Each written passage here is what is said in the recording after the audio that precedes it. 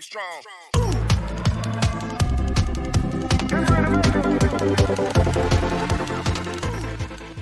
The Birth of a Hero is a novel about a boy who travels to another dimension, the birth of countless heroes, and the clash between them.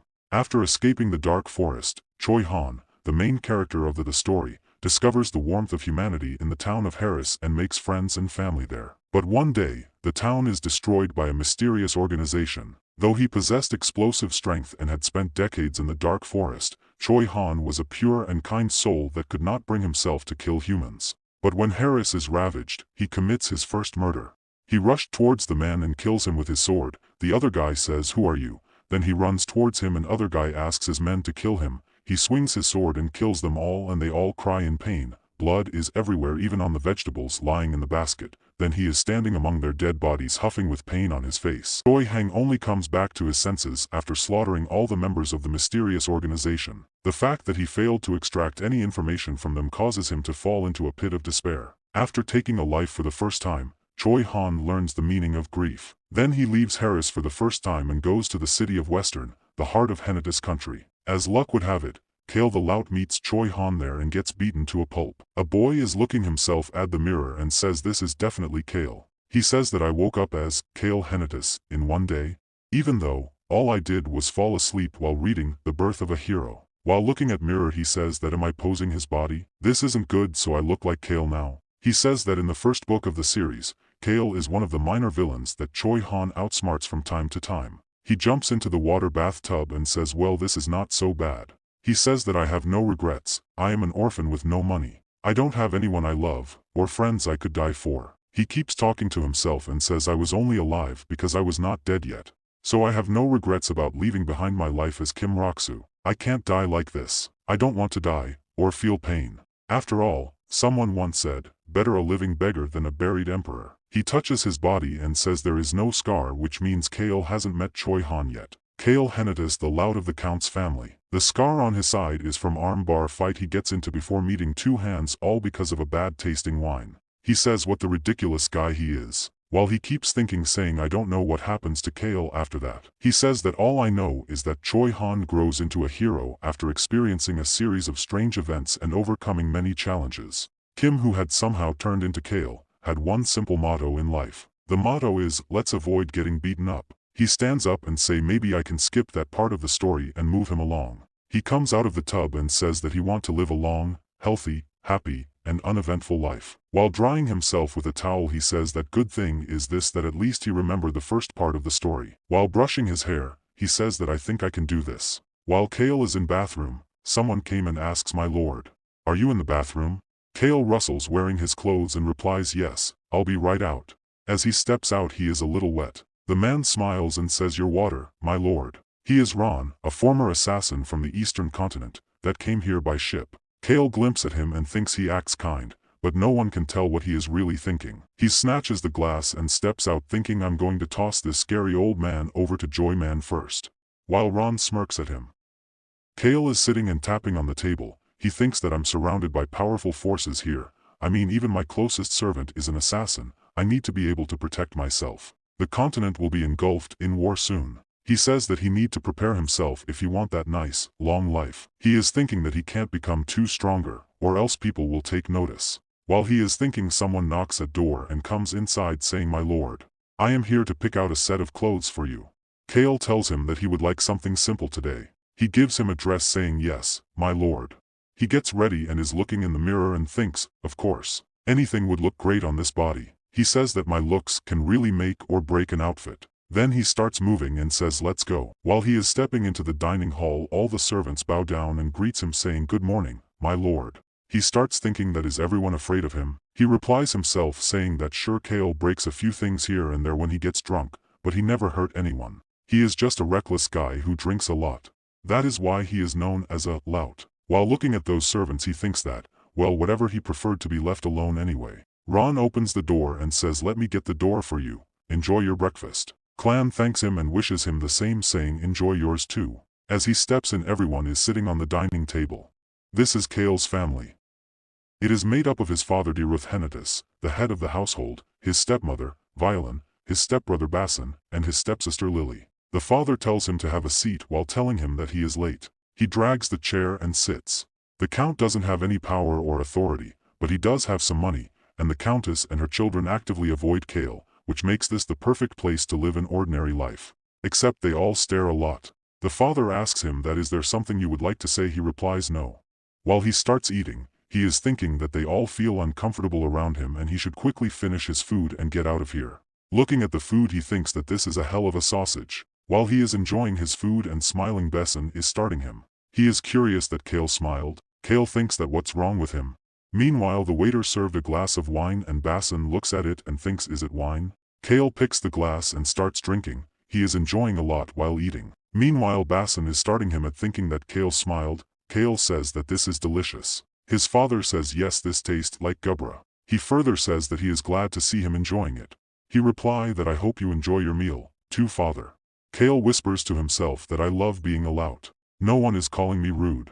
He further says that one more thing he need to make nice with Besson. Clank clinks and says enjoying life as a rich kid, young lord's older brother, seems like a much better plan than managing a county by myself. While looking at Besson, he thinks that if my plan does not work out, I will just pocket some money and go where the war would not to reach me. He is done with eating and dabs his mouth with a handkerchief. The father steps towards him and asks Cale, is there anything you need? He nods and say money, lots of money. Father replies, all right, I will give you some. Cale smiles and says great, as much as you can please. His sibling seems clueless. Father gives Cale a check. Cale opens the check and says I did not accept him to give me this much. He thinks that this family is not only rich but filthy rich. While putting this in his pocket, he says that this changes things. He calls Ron. He came saying yes, my lord. He questions him that what is today's date. He tells Cale that today is March 29th, in the year 781 of the Felixian calendar. He questions that March 29th. Cale says he would better hurry. Choi Han will be coming to Weston soon. This is another morning and horse cart is moving. There is a sound if screech and Cale steps out of the cart. He reaches a place named as Poetry and Tea House. He turns and orders his man that you may leave now. He questions, sir. Cale waves his hand and says don't make me say it twice. The man questions him again saying are you sure, you don't need me? While stepping towards the door he tells him that he will be a while. As he opens the door people are talking and some are reading books. But as he steps in there is silence everywhere and everyone is looking at him. While looking at the man, Cale thinks that he must be the owner. He welcomes him. The man is Bilos, an intelligent son if a wealthy family. Clan looks at him and thinks that he looks like a piggy bank. Cale puts the money on the counter and tells him that the third floor is his today. He further says Bilos to bring him some tea, nothing sour. While looking at the books, Cale questions him that are there novels here, or do you only carry poetry books? Bilos tells him that of course, we have novels. He informs Cale that we have a wide selection, my lord. Clan orders him to send up his best thriller along with a cup of tea.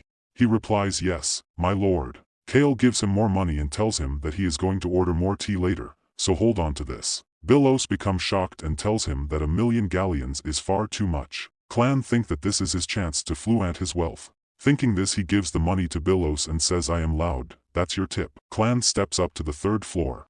He sits on the table having some books and a cup of tea. He opens the book and starts thinking where he was. He starts reading that Choi Han was turned away this morning when he came to report to the castle. He prioritized mourning the dead over gathering on the perpetrators like a madman. After reading this, Cale thinks that Choi has got a big heart. Cale starts reading again and he suddenly starts himself standing in the story. He says that so a bunch of dirty peasants are dead. Who cares? It has nothing to do with our county. Cale sees himself yelling Choi Han. Cale yells saying that this glass of wine is worth more than all their lives combined. Choi Han looks at him and replies saying how interesting. He smirks and says I wonder if I will be able to change your mind. After Cale sees Choi jumping on him, Cale gets jolt and he suddenly realizes that he is reading a book. He starts rubbing his shoulder and says that he can't believe that's how the story plays out. It's sending chill down his spine. He closes the book and thinks that he should stop thinking about the book. But he again glimpses at the book and says it's Choi Han. Are they asking for his identification? While looking at it, he thinks that he doesn't have any identity.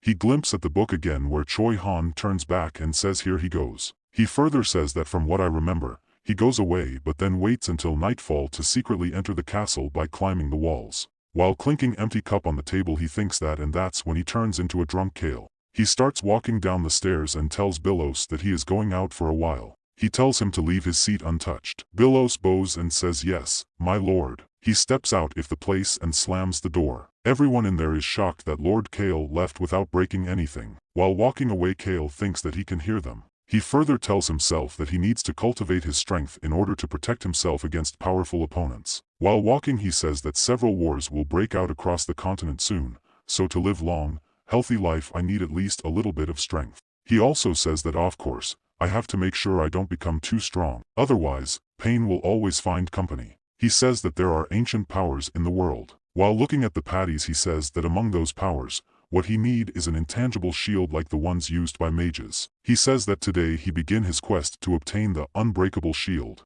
The shopkeeper became very shocked to see Cale in front of his shop. He gets jolt and welcomes Cale, saying, "Welcome, my lord." While looking him in this shock, Cale thinks that he is not even surprised. He tells the shopkeeper that he wants bread. The shopkeeper remains clueless and says, "I'm sorry." Cale tosses money towards him and starts pointing his finger from one corner to another. And he tells the shopkeeper that he wants everything from here to there. The shopkeeper is looking at the rolling money while Cale asks him to pack them up or he can go somewhere else. The shopkeeper again gets jolt and says that he will pack everything as quickly as he can. Cale lifts the bag and starts walking while thinking that things are different here than Korea. This is a fantasy world. While he is walking, everyone is staring at him. He glances and starts talking huge steps and thinks that he need to get out of here. Two little children are noticing him. He reaches his place, puts the bag on the ground and take a deep breath. He turns while looking at the city. He says that he made it pretty far up. He further says that the bag is quite heavy, even though it's only filled with bread. He pushes an old wooden door and it cracks. Cale steps in while thinking, how old is this place? There is a huge tree. While looking at him, Cale thinks that this tree must be centuries old. He hears someone saying, "Don't go near that tree." Cale turns and sees that there is a small girl and a small kid. They are telling him to stay away, it will kill you. They explains Cale, a flesh-eating tree. According to rumors, the people that hung themselves on this tree rotted to pieces overnight. Clan grins and says this the tree he have been looking for. Long, long ago there once lived a girl who served the gods, but was so obsessed with eating that she was kicked out of the temple. And in the spot where she died sprouted a tree. While putting his hand in the bag, he thinks that her grief and powers are embedded in this tree. Cale thinks about the tree, that it holds the powers of unbreakable shield. He grabs a bread and throws it, saying, "Is it here?" While the kids are mumbling and telling Cale to stay away. Cale becomes irritated and says there are always people who don't know how to mind their own business. He thinks that he should get rid of these kids first. He stands, the girl says you will die and the boy says that tree eats people. Cale whaps a packet and throws on them and tells them to get lost. The girl fumbles while the boy keeps saying it kills people. Cale gives them a dead stare and asks, "Don't you know that I'm Cale the Lout?" They terrifies and run away. The girls keep running while saying that she hopes Cale don't die. Cale came near to the tree again and says, "All right, let's try this again." He grabs another bread and swaps it and says, "Here it goes." While looking at the hole, he says that his hand almost got sucked in, too. The shield was created by the remnants of the powers left behind by the starving dead. While sitting there, he thinks that this is an ancient power. He looks at the hole. He says that then again, folksy stuff like this tends to be more reliable. Pitch black, he says that he read that it needs to be fed until the shadow fades. The darkness embodies the shadow of the dead. A light will appear once the darkness is lifted. He grips the bag and says, "So if I can get the light to appear, the unbreakable shield will be mine." He empties the bag into the hole and says, "Eat up." There is silence and no reaction from the tree. Cale stands and thinks another 10 bags, feeling deep resentment. He starts waking and says he will be back tomorrow. Those two kids are sitting and enjoying while eating the bread. Cale looks at them and thinks that they are too scared to go near the tree, but what if they stick their heads in the hole and gets eaten? That would be bad, for them, not me. While the kids are staring at him, he turns and tells them that if they want more bread tomorrow, don't tell anyone about this. The night is almost there. Cale steps down the stairs. Billows says, "Are you leaving, my lord?" He replies, "Yes." Billows says that he hopes to see Cale again. While Cale is leaving, he tells Billows that the tea was excellent. He keeps on talking and says so was the book, even though I only read half of it. Cale tells him that he liked that the main character was acknowledged for his skills and went through a lot of growth. He orders Billows that don't let anyone else read that book, so that he can pick up right where he left off when he comes back. Billows smiles and says, "Of course, Lord Cale. I'll keep this book just for you." As he steps out of the place, Billows says, "Please visit us again, I'll be waiting." Cale replies, "Yes, sure." This scene is at a little bar later. As Cale steps in there, the manager of that bar bows and welcomes. He says, "Oh goodness, welcome, Lord Cale." While looking at him, Cale thinks that they're afraid of him. Of course they are. Cale has a habit of breaking everything around him when he drinks. He tosses the money towards the manager and orders him to bring the usual. He further tells him to bring roasted chicken breast, without salt. The manager pardons Cale and asks him, "Aren't you going to grab a table first?" He dashes and says, "I'll bring your drink, right away, sir." There is a sudden silence everywhere. He starts thinking that all the lowlifes and thugs are scared to make eye contact with me. Now when I thinks about it, how strange of Cale. Usually, the troublemakers of an aristocratic family will hang out with thugs and other roughnecks, but Cale hates people like them. Cale thinks that they're vermin. While sliding the bottle towards Cale, he says, "Here you are, sir." Cale thanks him and takes the bottle and starts walking outside of the bar. Everyone is looking at him while he is thinking that this is what Cale ordered. It must be the most expensive bottle they have. Cale opens the bottle and starts gulping. He wipes his mouth and starts walking while thinking that this is a stiff drink.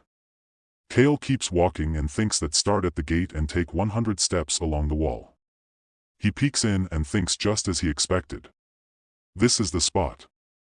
The moment Choi Han jumped over these walls. There are two kittens. A little kitten that was lying right where he was supposed to land, got pushed away by another kitten. Cale is looking at them and says this world is full of such coincidence. He sprained his ankle trying to avoid these cats. Meanwhile, he see a man sitting at some distance. Cale becomes nervous and says, "Here he is." He thinks that good thing I drank a bit. He suddenly makes a plan and says I have to take a jab at him, but also leave a good first impression as well. He put the food in front of kittens and says, "You guys look hungry." He slides the food towards them and says, "Poor things, here you go." Cale, while looking at them, thinks that they look younger than he expected. He rips the breast and asks them, "Can you have a chicken breast?" He pats the kitten and says, "I hope you get better after trying eating this." While the kittens are munching, he glances at the man and asks him, "Do they have home?" He further asks a place to sleep. "Aren't you hungry?" While patting the kittens, Cale thinks that he is not talking, he is probably observing me. He questions the man saying, "Are you not going to answer me?" The man mutters that he is starving. Cale steps towards him and tells the man to follow him. He further tells him that I will give you some food. The fastest way to a man's heart is through his stomach. The man wobbles and Cale says him, "That's come along me now." While looking at kittens, Cale thinks that I usually hate cats, but these guys are pretty cute. The man is staring at Cale, while he says that I can't ignore them now. Cale pats the cat and says, "I guess you like me, but I have to go, so see you later." Both the kittens run away. Now Cale is walking and the man is following him. They reach the castle. The man, who is actually Choi Han, stops. Cale turns while thinking that although he didn't say anything, Choi Han is probably thinking things over. Cale asks him, "What is it?" Choi Han remains silent and Cale thinks that he's trying to see if I'm an easy kill or not. Cale asks him, "Aren't you coming?" While they both are standing, there is a sudden fidget. Cale throbs and says it's not exactly pleasant to hear people stutter all the time. The door clunks and he enters the castle. Ron bows and welcomes Cale, saying, "Welcome, my lord." Cale greets him thinking that I can't believe he was actually waiting for me, scary old man. Ron glances at the man who came along Cale. While looking at them, Cale thinks that he literally sees sparks everywhere. Cale starts walking up the stairs and asks Choi Han to follow him. Ron asks, "Is everything all right?" He says that I can attend to this man if you need me to. Cale replies saying, "No, it's okay."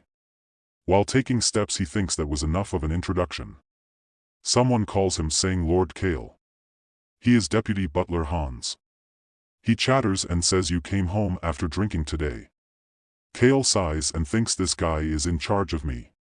Cale flips the bottle towards him and orders him to throw it away. He replies yes sir. After this Cale starts walking away again and Butler says my lord. Where are you going? Cale is walking and say the second kitchen there is one more person Choi Han needs to meet today. He enters the kitchen and say here he is. He is Ron's son, Vic Ross. While looking at him Cale think that he's a scary guy, too. He further says that I can't believe he has been cooking with that glare on his face and with those hands. Why does Choi Han have to meet him? When Vic Ross saw Choi Han beating up Cale, he was so impressed that he decided to follow him. Cale is thinking 2 birds, 1 stone. He further thinks that if I introduce him to Choi Han now, his father will leave with him. Cale grabs the shoulder of Choi Han and orders Vic Ross to cook something for him. While having a knife in his hands he questions I'm sorry. Cale says hey, put this knife down. Cale tells him that I said cook something for this man. He says he's hungry. He bows and says all right, sir. Cale smirks and thinks Vic Ross, Choi Han, and even Ron. The 3 of them are connected now. Cale further tells him to prepare something for me too, I'm also hungry. He says that and this goes without saying, but use only the finest ingredients. He further tells him that yesterday's steak was excellent, you are a great cook. He opens the door while saying I think something like that steak it would be good, make it quick. As he steps out of the kitchen Butler rushes to him and says my lord. What should I do with that man? Cale replies him saying he is my guest but do what you want with him. He turns and thinks since I have introduced them to each other, I am done for the day. He keeps on thinking and says if my plan doesn't work, I will have Choi Han beat up someone else and have Vic Ross watch. He further tell Butler that I will take my dinner in my room. Hans reaches to the father and tells him everything. The father says he went to the tea shop owned by Merchant Flynn's bastard son and brought home an unidentified boy with him. He further says that on top of that, Cale didn't drink much tonight. Hans questions should I have someone tail him, my lord? The count replies no I have control over everything that happens within my county. He orders him to just continue to keep an eye on him and report your observations to me. The man bows and says yes, my lord. The count is in deep thoughts and says Cale has changed. The count is sitting and is in his deep thoughts. He is thinking that something is different about Cale. He has not gotten smarter or stronger, but his behavior has changed. He calls Hans. Han replies yes, Count Henituse. Count tells him that I need information on Flynn's bastard son. Hans bows and says yes, my lord. The count is standing and thinking Cale is not the only one that has changed. He says that he and feel tension permeating the continent. He says that over the years, the Henituse family has protected their wealth and expanded little by little. He remembers the time when his sons were small, he used to say them that, your name does not have to grow down in history.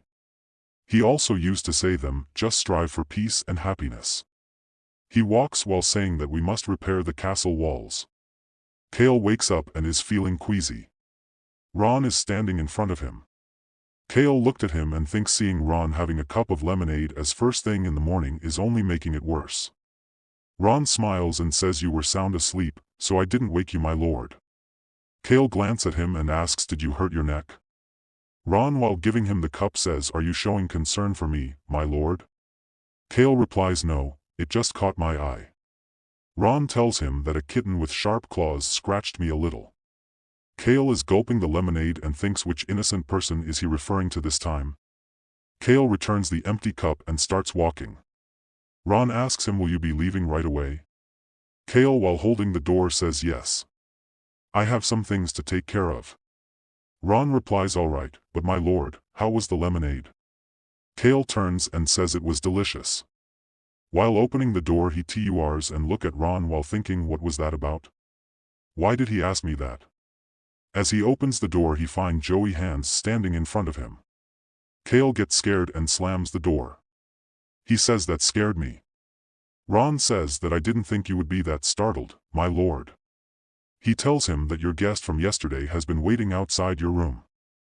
He further explains him that you opened the door so quickly that I didn't have a chance to tell you. I asked him to wait in his room, but he insisted that he must see you.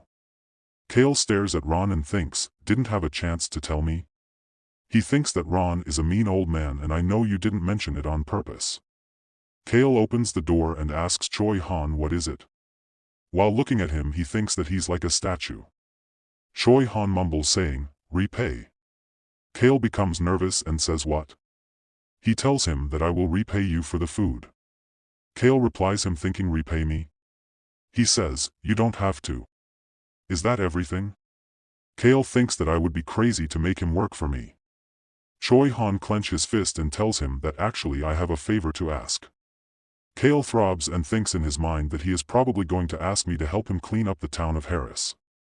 He replies him that you don't need to involve me in it. He further tells him that you can ask Hans, he is a competent deputy butler. He will do just about anything.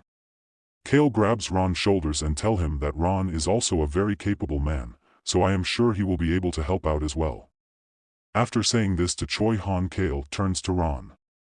He tells him that this is my guest, so help him to the best of your abilities. Choi Han says, but you don't know my lord. Who I am. Cale looks at him and says, do I have to? He further questions that do I need a reason to help someone in need? Cale further tells him that I don't think you will ask us to do anything too difficult, but if you do, Hans will turn you down. Saying this, Cale turns and says, well, I'm a busy man, goodbye. Cale is thinking that he have to spend money today, so he is going to ask for more allowance. He keeps on stepping while Ron assures him saying, Lord Cale, I will do my best to help this man. Cale says that whatever. All the main events of the book are reserved for the main character and his companions anyway. Ron is looking at him and thinks, from what I remember, that fearless puppy hates sour food. He still doesn't like it very much. Looking at the empty cup he says, but he drank the whole cup this morning. Ron touches his wound and thinks that it looked like the fearless puppy is scared. Ron raised his eyebrows and thinks, does he know something? He glimpses at Choi Han, who is saying him to show the way. Ron smirks while looking at him and thinks in his mind that this guy is pretending to be an upright person, even though his hands are stained with blood. While saying all right, he further thinks that he is very twisted.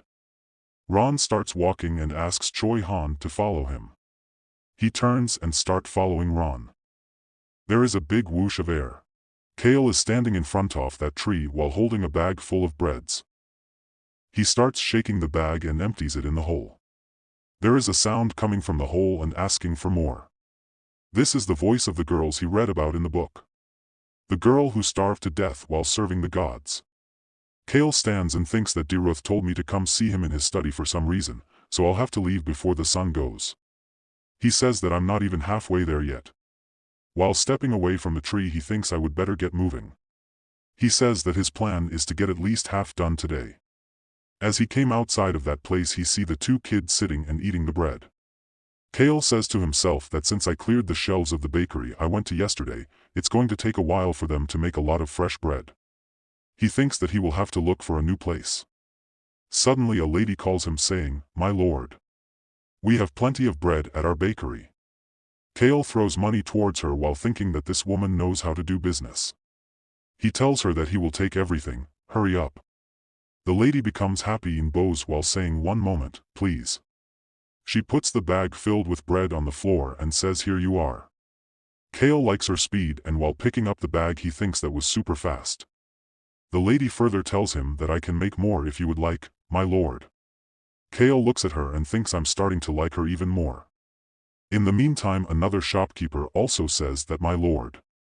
We can make even more. Cale throws money towards him and questions him, is that so? He tells him that I'll visit you bakery next time, have a bag ready. He thinks that I'll be able to collect bread from 3 bakeries tomorrow. He says that I'm happy that things are going smoothly. While he is doing all this Ron is keeping eyes on him. Looking at him, Ron questions himself that what is he up to, has he lost his mind? He remembers the old time and says I didn't pay attention when father said he was an interesting guy, but now I'm starting to change my mind. He thinks that maybe he will be just as interesting as that black-haired fellow. Cale gives the kids a bottle. While looking at it the kids questions this isn't bread. They further say it's not cake either. Cale asks them to move over, while the boy blocks his way saying, "You can't die, master." Because Cale, I mean Kim Roksu, was an unremarkable orphan, many people pitied him. While looking at the kids he thinks that, does anyone need a reason to pity the poor? The boy's leg is hurt. He says that he used to take that the wrong way, but I understood what it meant once I become an adult. While looking at them he thinks this is annoying. He says that I hate seeing a hurt kid, but I don't plan on taking care of them either. He tells the kids that he won't die. Cale comes close to the tree. There is a sound like someone is asking for more, saying, "Give me more." Cale shakes the bag into the hole and empties it. Cale stands and looks into the hole. He says that the hole is not as dark anymore. I guess I got my money's worth. As he turns, he questions himself, did the kids go away? Cale whimpers and thinks, I feel much better now that I can't see the child's hurt leg. He starts waking, and at some distance there are those kittens. He looks at them and thinks they're the kittens from last night. I'm sure they don't remember me. He shoos them and says I should not make more trouble for myself. He comes to the castle and reaches to the count. Cale and Basin both are standing in front of the county. Cale questions, could you say that again, please? County replies, sure Cale, I want you to go to the royal palace as the representative of the family. Cale seems clueless and questions the palace, now? County replies and explains, originally, Basin was supposed to go, but you are the eldest. He tells him that the royal palace has sent out invitations to all the children of the Nobel families. He says that although Basin has been attending same events for the past 2 years, I want you to go this time. Cale sweats and questions a big event at the royal palace. He remembers what he has read in the novel, starts thinking about the terrorist attack at the plaza. In the novel, the mysterious organization carries out a terrorist attack at a plaza where many residents of the capital city are gathered. Choi Han stops about half of the attack and saves countless lives. Because of this, he becomes acquainted with the royal family and ends up befriending the crown prince. He is getting goosebumps again. He thinks that he can't believe he have to be there during the attack. He peeks at Basin that thinks normally he goes to these official events, should I send him instead? He says to himself that he don't want to go somewhere dangerous. He thinks that he can't just tell father to send Basin in his stead.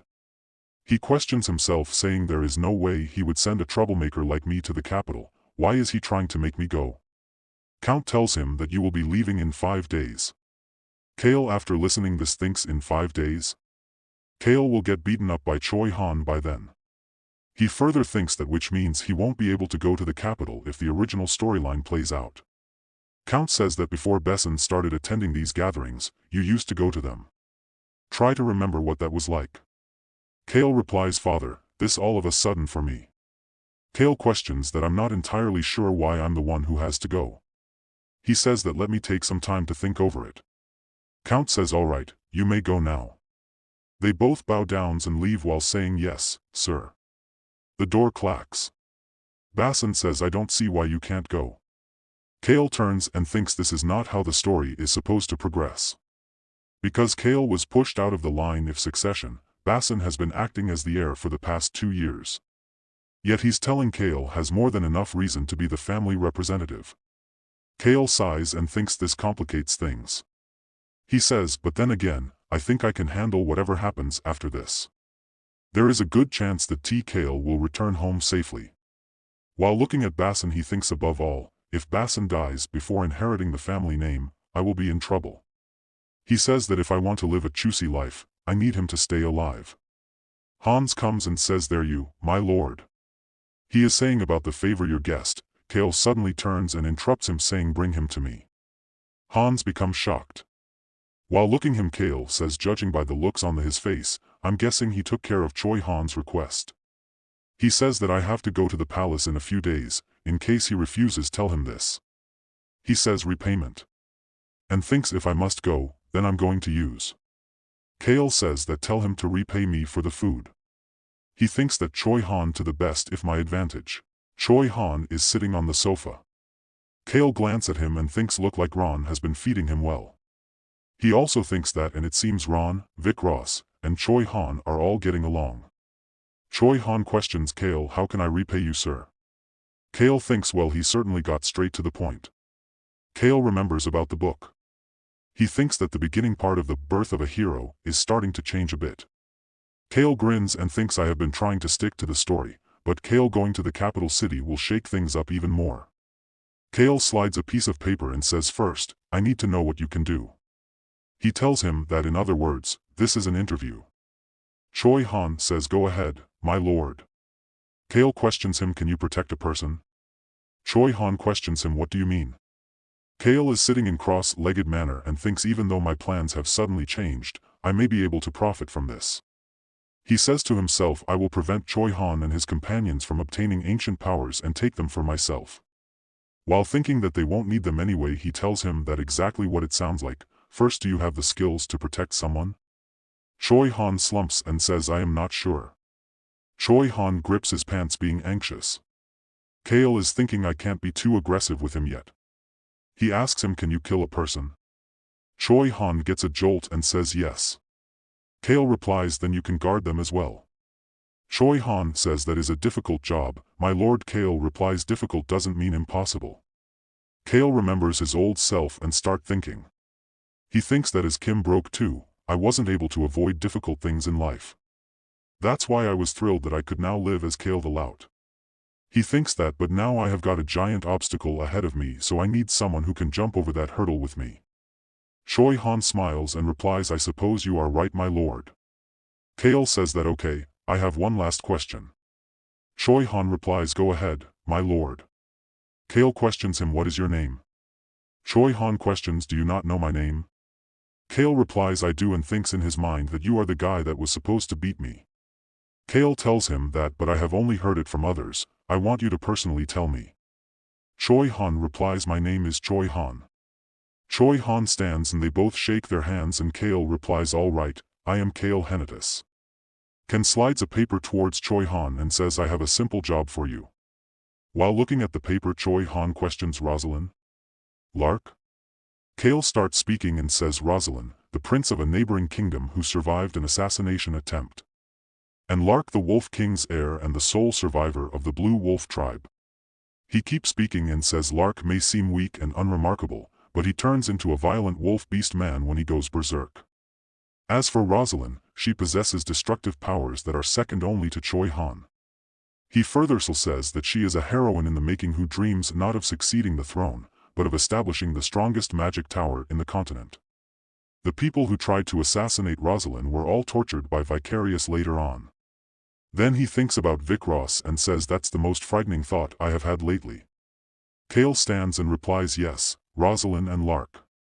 He further says, so you can read, that's good. Cale picks a folded paper and says, anyway, you will travel with me until a certain place.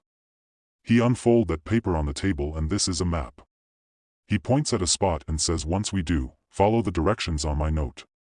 He keeps on speaking that there is a reason why I have to travel with him at first. Cale starts thinking in the beginning of The Birth of a Hero, a Marquis appears as a villain after Cale. He makes life difficult for Choi Han and the Crown Prince at every turn. He keeps thinking and says he also raises the Mad Dragon.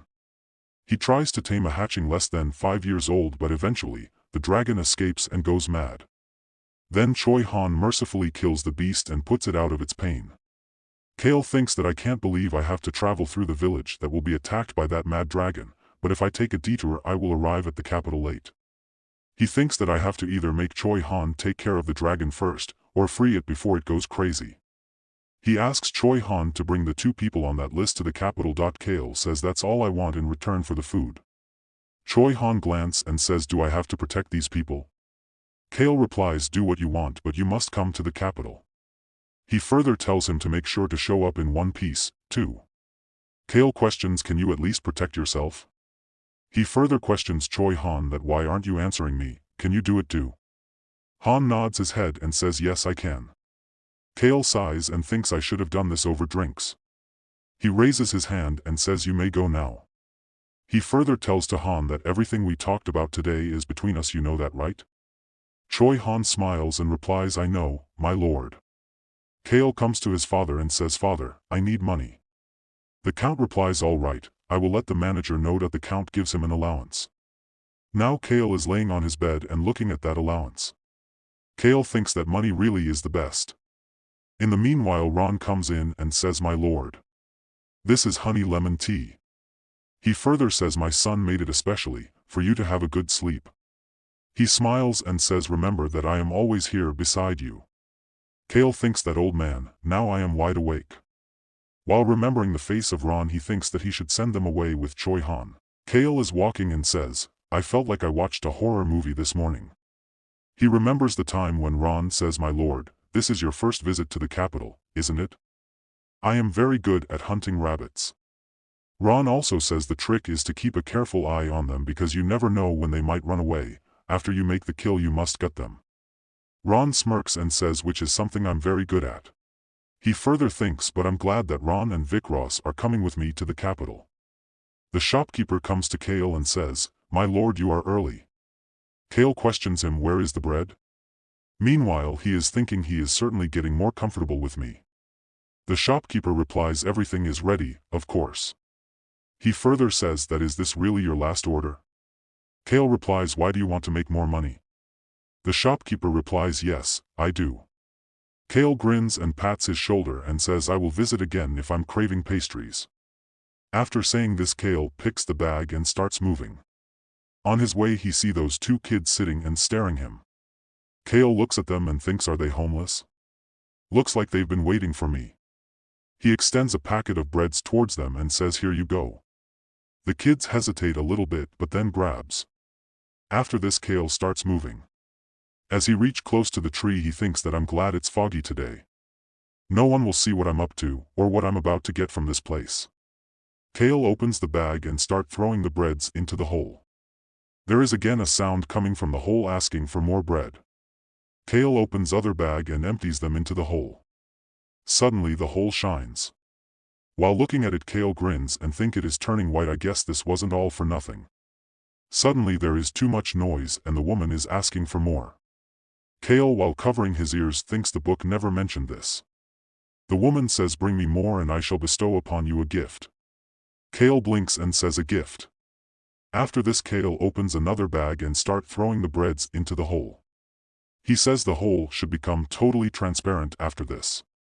There is a flash coming outside from the hole and the woman is saying it's so delicious. She starts admiring the food and says, "Soft texture, the last bag was especially good. I guess food improved with time." The woman keeps chattering and says, "Anyway, the third bag was my favorite." She further says, "Back in my days we didn't have a word for bread." She says, "I could tell the wheat was grown on good soil. Not all wheat bread tastes the same. You get what I'm saying, right?" Cale flinches and thinks, is this how she kept people from obtaining this power? After this the woman says, "I'm stuffed now, the bread was so good." Cale nods and says, "I feel like food wasn't the problem, more like she had to bottle up everything she wanted to say." The woman keeps talking and says there wasn't anything like this in the olden days. She tells that those jerks from the dark forest only gave me horrible stuff and then they kicked me out for there. What a load of crap. Cale nods and thinks I need the ancient power, so I must listen to what she has to say. The woman further says, "That is when my colleagues and I left with the hopes of correcting the world. I don't think I will ever be able to give up food like this, even if I put on weight. It is so unfair that I died eating dirt." Cale thinks I guess she's done talking about her past. Women replies her saying, "Yes, that was a very specific and impressive food review." He further tells her that, "But you were a bit loud." She replies, "Thank you, you appreciate my critic. You are a nice guy." Cale thinks so, it does understand me. Suddenly, there is a change in color. While looking into it he thinks the color is changing and it's looked incredible. There is a sudden glow. Cale reaches near to the tree and tries to touch it and thinks it feels bomb. Cale smiles and thinks this is it. The woman tells him that, "I will keep you safe." And she suddenly enters Cale's body. Cale says that, "I can feel a warm and pure power involves me. The shield's top priority is to protect its master's life. Its oath rests within the heart. The shield will be with Cale until his heart stops beating." Cale puts his hand on his heart and says, "I like this.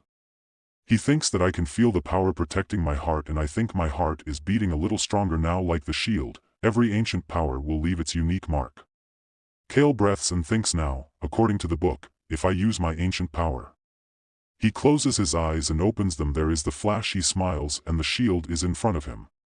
He says the unbreakable shield will appear before my eyes. Cale looks at the shield and says this will block at least 2 of Choi Han's attacks. He says that despite its name the unbreakable shield can be broken.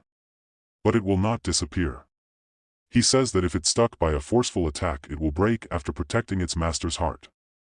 Then the power of the heart will gradually restore the shield. A beating heart is what gives the shield its power. The stronger my heart is, the stronger the shield will be. Cale says that I am going to enhance this shield one more time on the way to the capital. Cale says that my plan is to make it strong enough to protect me for 10 or 5 minutes against powerful warriors like Choi Han. Cale says that like how it feels. He says that they're just one thing, it looks too holy. Then again, I don't think I'll have people fight for me. There is a heavy rainfall. There are also kittens on the street and they are getting wet. The kittens are touching Cale's feet. Cale picks them and brings them home. He gives them to Hans. Hans gets shocked and says, "My lord. What are those things?" Cale replies, "Don't ask stupid questions, just take them." Hans replies, "They are the cutest kittens I've ever seen." He further asks, "My lord, may I look after these adorable kittens?" Cale replies, "Yes, if you'd like." Cale further says they will quiet down if you feed them and their siblings. Hans questions what? Cale informs him that they smell faintly of herbs and bread. I figured out the answer thinking back on the day I first met them. Cale tells him pouting towards those kittens and says the silver cat is probably the older sister with gray hair and the red cat is probably her little brother. Cale leans towards them and says we will talk later. Hans says, "Were you talking to me, my lord?" Cale replies, "No, not you." Cale takes off his coat and questions, "Where's Ron?" Hans smiles and says, "I heard that you are going to the capital and that Mr. Choi Han will accompany you halfway, my lord." Hans tells him that Ron and Mr. Choi Han went out to get supplies for the road and Chef Vic Ross went with them too. Cale replies that's good to hear, that he thinks that I guess the 3 of them are getting along. Cale scowls and Hans says they seem excited about going on this trip with you, my lord. Cale goes to Billos. As he enters, Billos asks him having a slow day because of the rain. "Welcome back, my lord." Cale questions him, "I said I would come back, didn't I?" He tells Billos that I'm here to keep my promise. Billos replies, "Indeed, promise are to be kept." Billos further questions him, "Would you like the same book and tea?" Cale replies, "Yes, prepare 3 cups of tea this time." There is heavy rain outside and Cale steps up to the 3rd floor. Billos comes with tea and says, "It's pouring outside, isn't it?" Cale looks at him and thinks Choi Han, Vic Ross, Ron and finally Billos. He keeps thinking that Billos didn't play much of role in the beginning, but he later swears allegiance to Choi Han and reveals his true ambitions. The key word here is reveal. He wanted to be acknowledged as a son and a brother. He's a greedy guy. A very brothersome character, but his greed makes him human, which I don't dislike. Billos flinch and says, "I heard you're headed to the capital, my lord." Cale replies, "Yes, and?" Billos smiles and tells him that I plan on going there as well. He further says that I guess I'll be following you there. Cale says it makes sense if he wants to meet Choi Han. Billos smiles and thinks, "You seem to have changed, my lord. You are nothing like your reputation." Cale replies, "You mean my reputation as a lout?" Billos replies, "Correct, haven't you always been one?" Cale drops the cup and says, "Maybe I should have shown up drunk and smashed something." Billos. Cale stands and says, "You can't call your father, father, or your brother, brother. Are you going to let yourself be defined by the fact that you're an illegitimate child?" Cale asks him, "Are you happy with your place in life?" Cale further says, "Surely not. I have been a troublemaker of my family for about a decade, since I was 8 years old." Cale says, "But Billos, if you've done something for 10 years it's okay to move on to other things."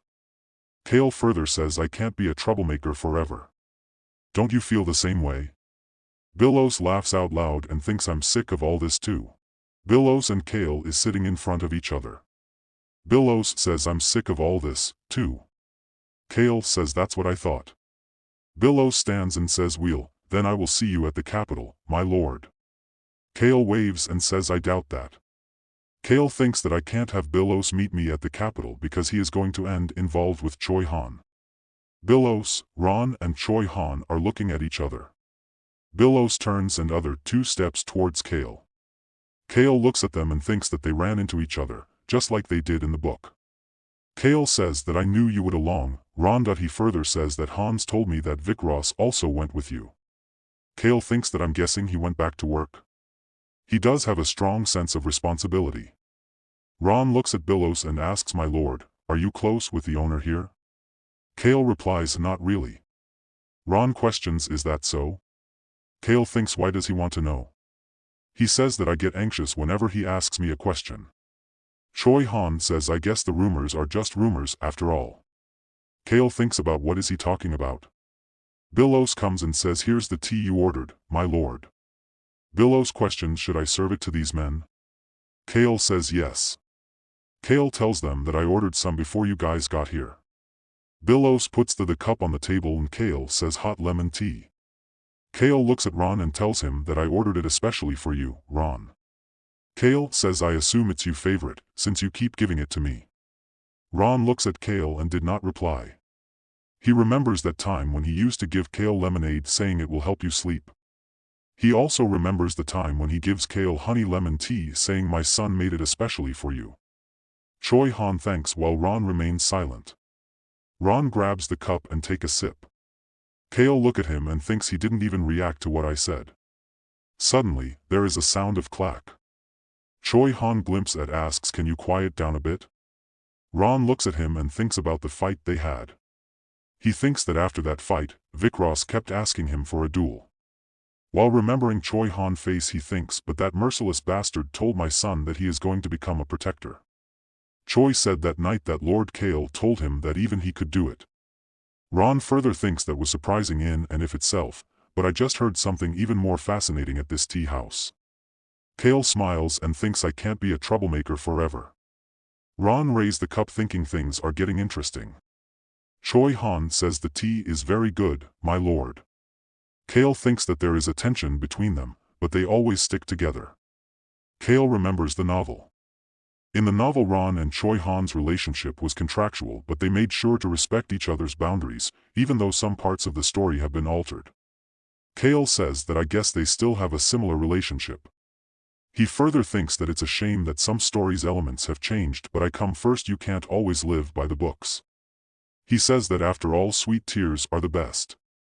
Billows asks, are you leaving already, my lord? Cale replies, yes. Billows says, I suppose the next time we meet will be at the capital city.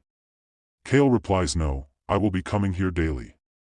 Billows replies, is that so, to read? My lord. Cale tells him maybe, maybe not. Billows says, well, please stop by any time, you are always welcome here, my lord. Ron grins while looking at Cale and says, I must have grown fond of him. Choi Han says, I don't want us to get close. Ron replies, I'm not talking about you. Ron thinks that I should tell Vikros to prepare food that the little pup master will like. Ron further thinks that he is the Lout, but on the day his mother passed away that little pup went to comfort his father first. He thinks that even on days when he came home completely drunk, he never hurt any of his family members. Ron thinks that I am afraid I've known him for too long. Cale looks the sky and says the rain has stopped. As he starts moving he see the kittens on the street. Cale says, I almost forgot about you guys. He says I should have bought Choi Han with me, he loves small animals. Choi Han says that he say that I'll go to my room then, my lord. I need to develop a stronger heart in order to protect people. Cale looks at him and thinks he's strong enough already, why does he want to get stronger? Hans while wiping the kittens questions, what do you think, my lord? Aren't they just cutest, fluffiest and sweetest babies in the world? He says, but they are not very affectionate, they wouldn't let me pet them. He questions, aren't they, my lord? Han is beneath the cats now. Cale looks at him and thinks anyway, the cats look totally a home like they've always been here. He questions, did Hans cast a spell or something? Hans peeks in and says, hurry up and go. My lord, please call me if the cats need anything at all. Hans says, I see a clip their nails and brush their coats. He leaves saying, I will attend to you now, my lord, I'm going to wash up. Ron looks at them and says, it looks like you're from the cat tribe. He says, is the silver one is fog and the red one poison? Ron grins and says, since cat people are nimble and have good reflexes, they'll prove useful with a bit of training.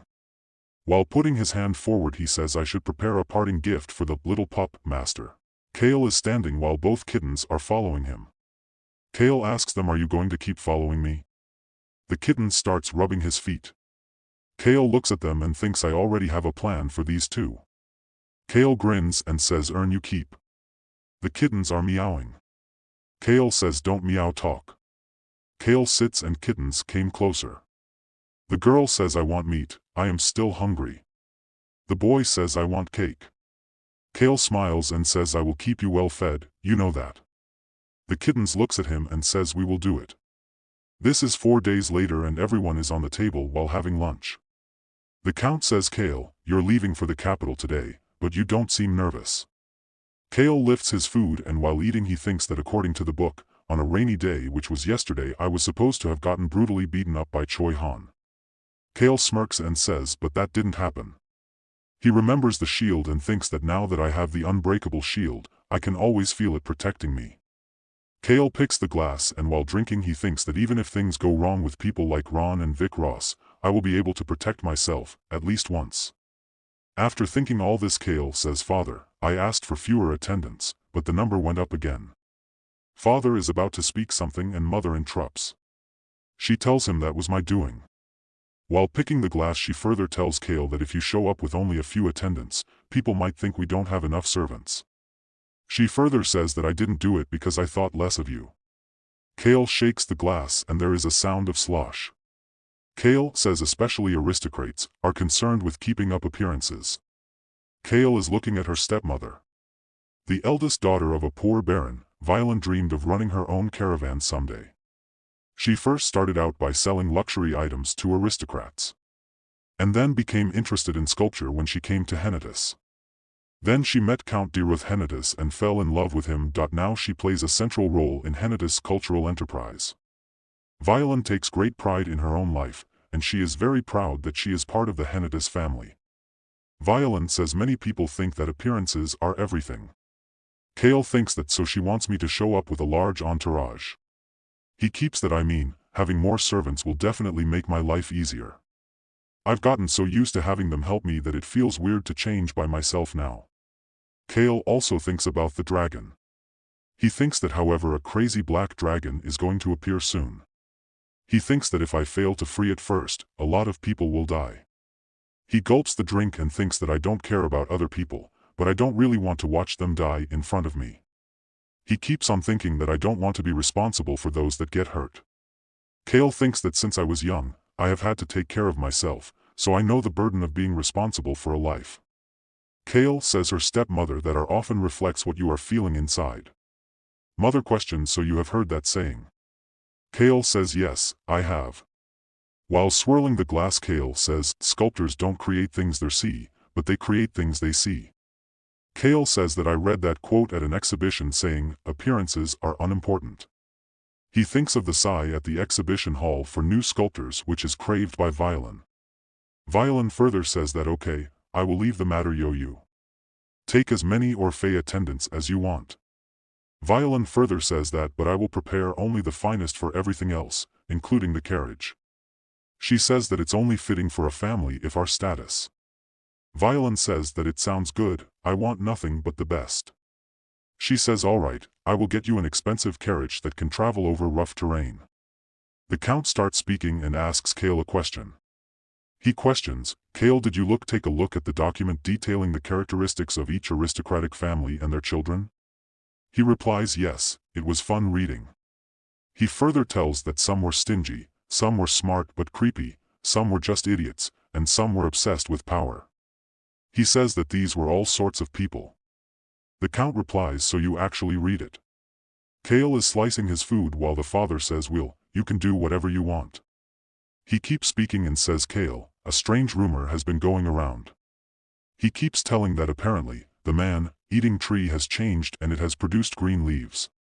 Count also tells Cale that other plants have also started growing near it. He questions Cale, isn't that interesting? Cale thinks that of course the Count knows about my trips to the slums, but I doubt about he knows about the shield. He keeps thinking that all Count can guess is that I caused the tree change. Cale replies yes, That is interesting news. The Count says indeed, but at the same time it's just a silly rumor. The Count says that we must be careful of rumors. Theirs is nothing scarier gossip. He further says that but not to worry, our family is safe within our county. Cale replies, I'll keep that in mind. He thinks that again, I feel like I will be able to lead a very comfy life in Henituse. Cale slides his plate while thinking I should quickly complete my trip to the capital and live out my days here. Cale stands up and says I have work to do, so I'll say my goodbyes now. His siblings are staring at him. Cale peeks at them and says, what is it? They bow down and his sister says, have a safe trip. Cale replies saying thanks, I will see you when I get back. She replies okay. After saying goodbyes, Cale gets ready and comes to the carriage. He opens the door and terrifies while saying what the hell? He see the kittens sitting inside with Hans. He thinks how come their seat is better than mine. Hans rubs them and says my lord. They must have a comfortable ride, don't you agree? He says that they're innocent little babies. Cale looks at him and laughs with disapproval. He thinks that Hans is doting over them because he doesn't know that they can create fog and spray poison. Ron says I will ride next to the coachman, my lord. Cale says okay and is about to enter the carriage. In the meanwhile Choi Han comes and stops him saying Lord Cale. Cale sighs and stops and says what? Choi Han questions, are you sure you don't want me in the same carriage? What if something happens? Cale replies I am sure while thinking and looking at him that there is no need for that. Choi Han nods and says I see, while thinking how strange. He turns and start walking. Cale looks at him and thinks his eyes are still filled with rage and vengeance. I can tell he hasn't given up. Cale says I remember him being like this in the novel when he traveled with Vic Ross, Rosalind, and Lark. He's holding a lot of, but appears calm on the outside. Cale thinks that I guess it's not a bad thing. Meanwhile he hears Coachman saying to Choi Han that I think that you're in the wrong seat, man. Cale ponders at them. Choi Han thinks I guess there is a bully in every town, including this one. Cale starts stepping into the carriage while thinking that it won't be long before he realizes that he was wrong about Choi Han. Cale sits in the carriage and Coachman comes. He says my lord. Shall we get going? Cale says yes, let's go. And the coachman slams the door. The carriage starts moving and there are sounds of horse hoofs striking to the roads. Cale is looking outside from the window and thinks that should I have Hans purchase the gifts. Cale remembers the time when he had a conversation with the siblings. Cale questions them, do you want me to get you something from the capital? Lily gasps and says you will do that? Cale thinks that I knew it, they want presents. Lily tells him please, get me a sword. Cale gets surprised and thinks a sword? You're 7. Cale questions her, are you sure? Besson tells him that Lily's dream is to become a swordsman. Cale starts thinking that well, everyone in this family has long limbs and a balanced body. He looks at Lily and thinks Lily is tall for her age. He thinks that I am sure she will be able to achieve her dream if she puts in the time and effort. Cale says that all right, it suits you. He tells her that I will buy you an expensive sword. Lily smiles and gets happy and thanks Cale. Cale questions Besson, what would you like? He replies a fountain pen. Cale replies okay.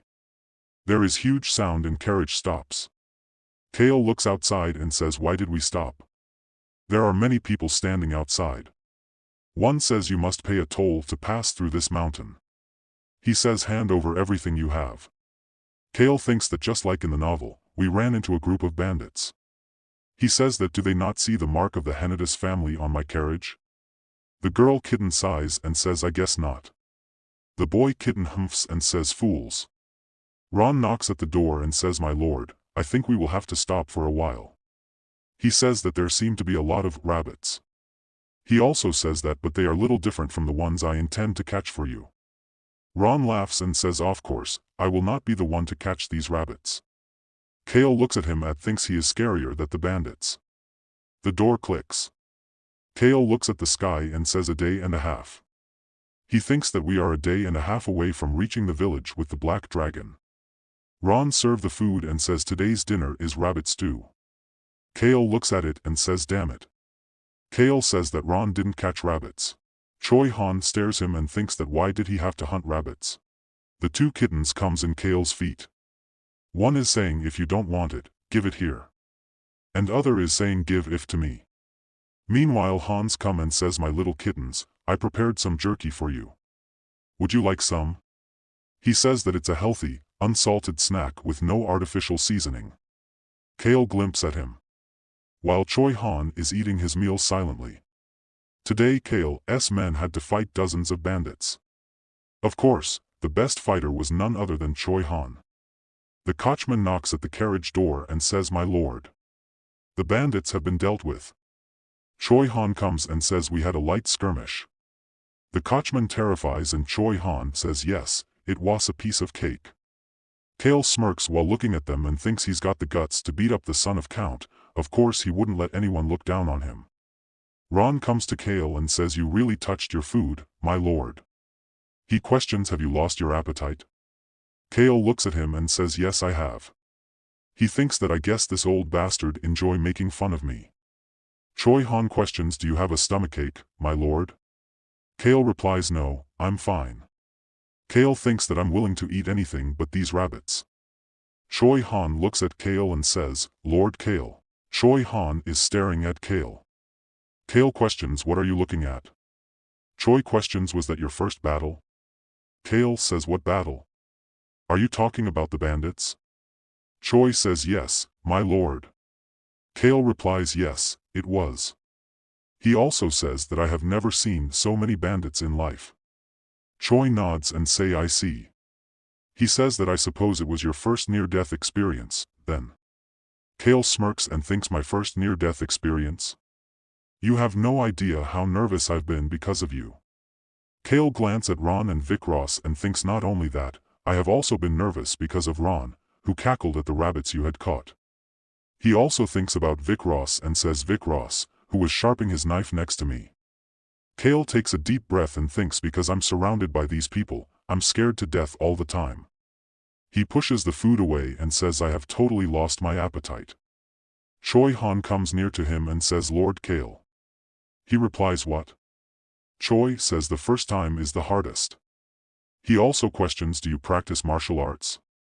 Cale replies I don't need to. Choi questions don't you think you should have some way to protect yourself? Cale says I have plenty of protection. He points towards his people and says don't you see all those men? They're all here to ensure my safety.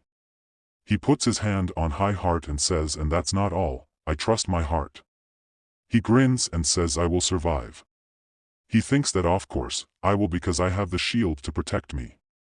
He further thinks that obviously, I will need to avoid warriors like Choi Han.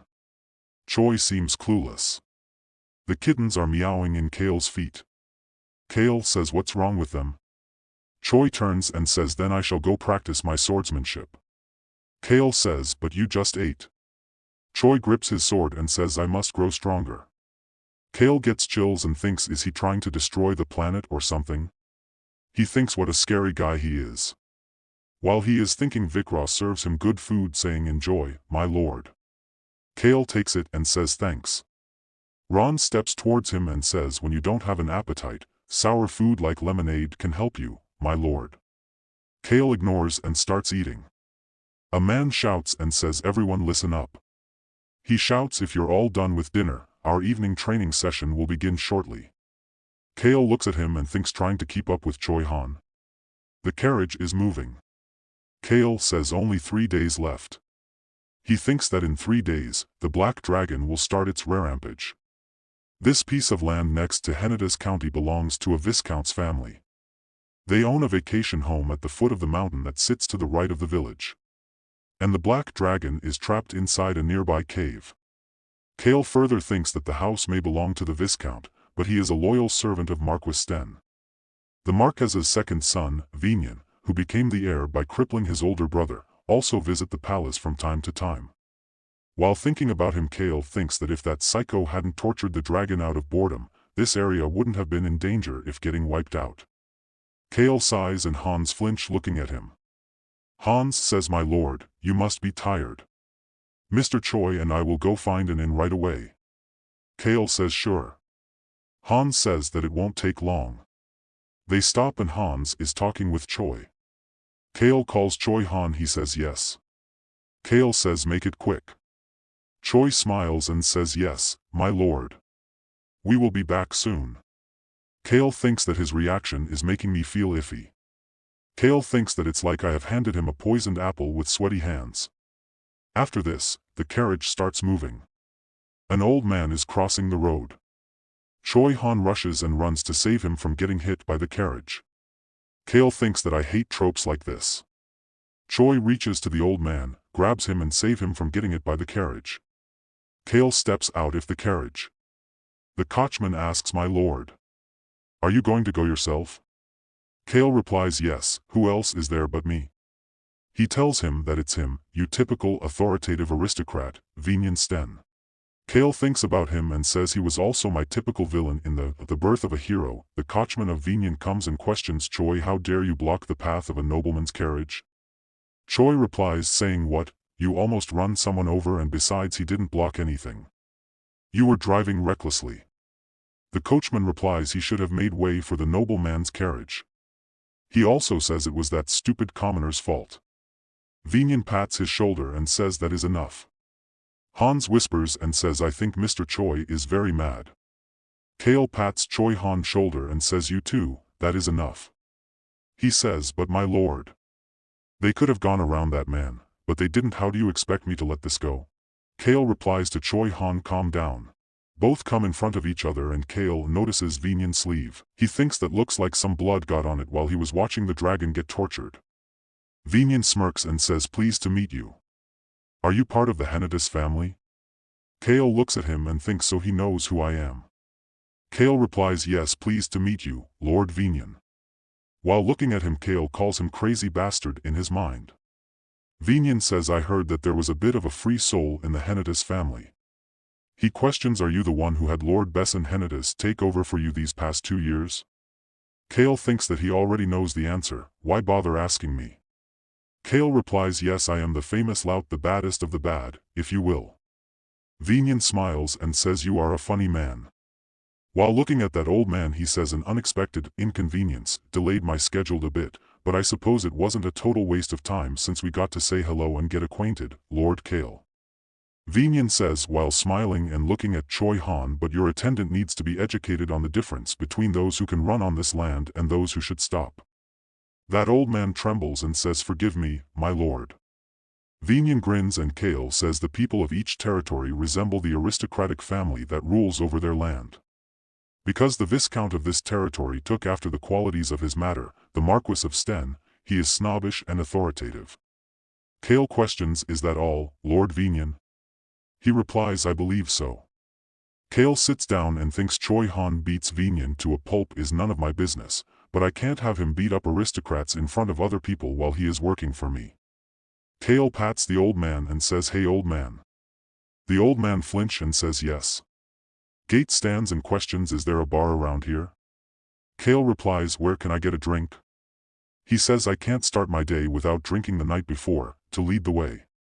After this Cale come to Lord Vinyan and says anyways, it was nice meeting you, Lord Vinyan.